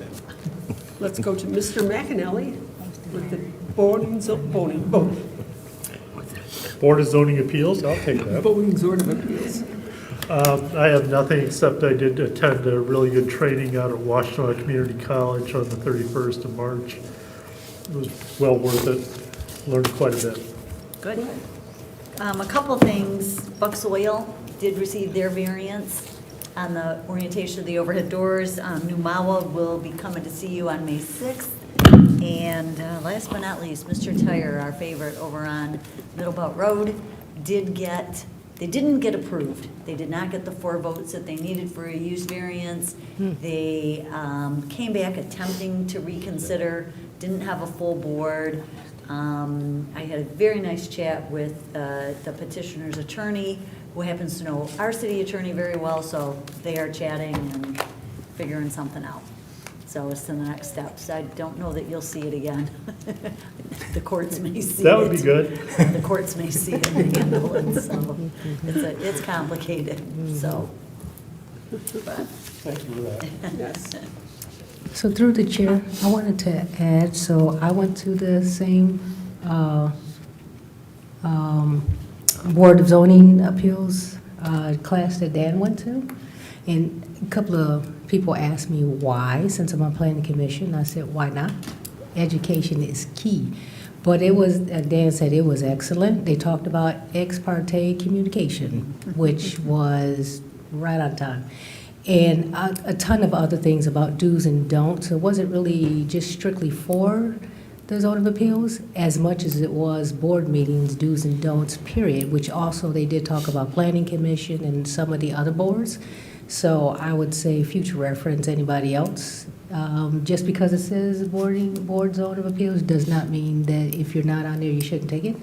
The education was a good class, and I learned a ton of So stuff. Doug Lewan did that, right?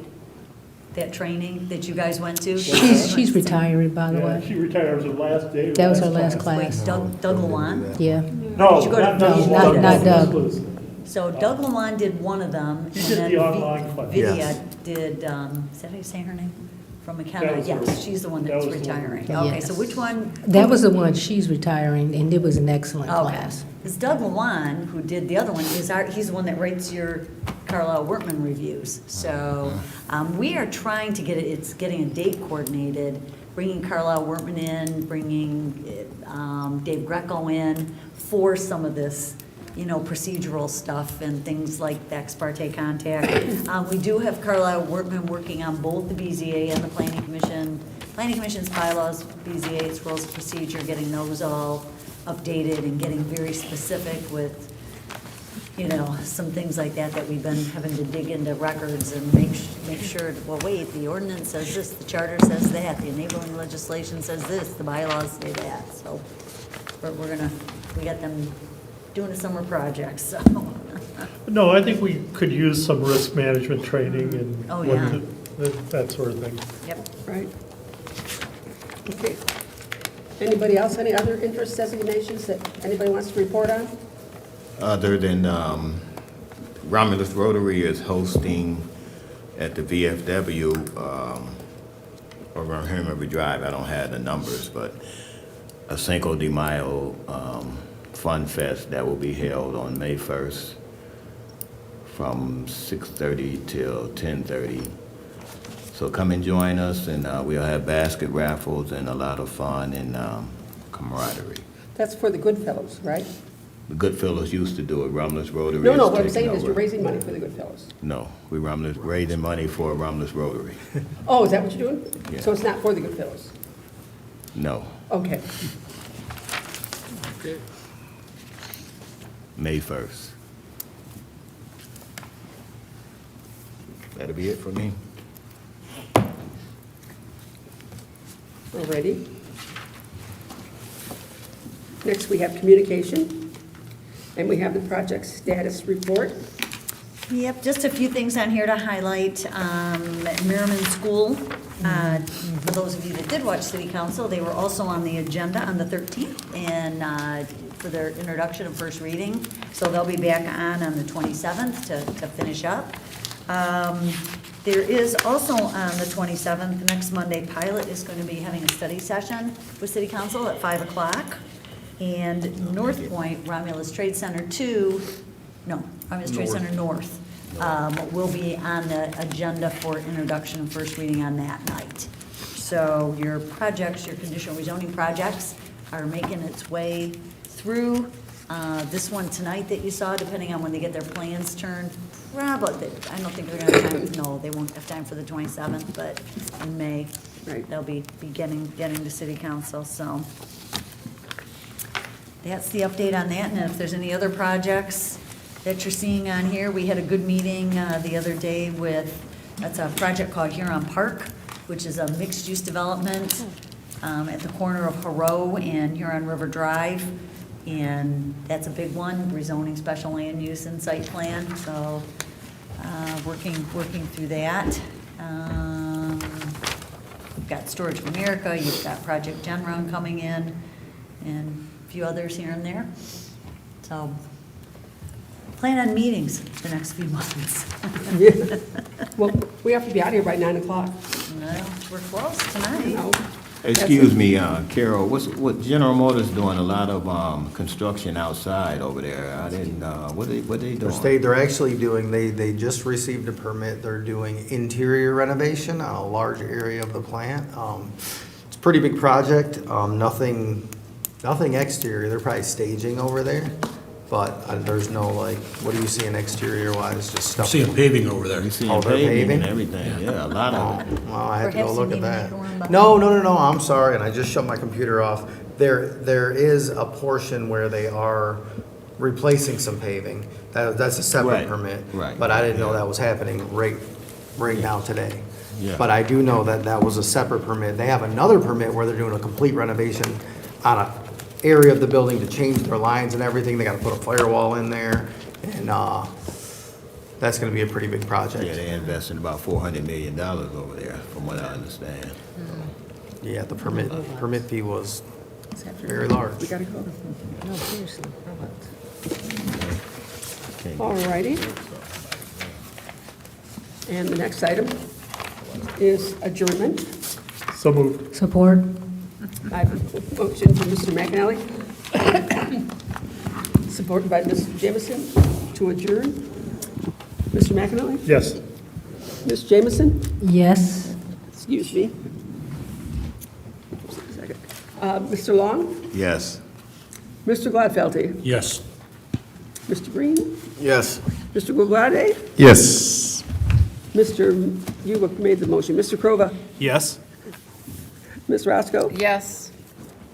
Chair votes yes, this meeting stands adjourned.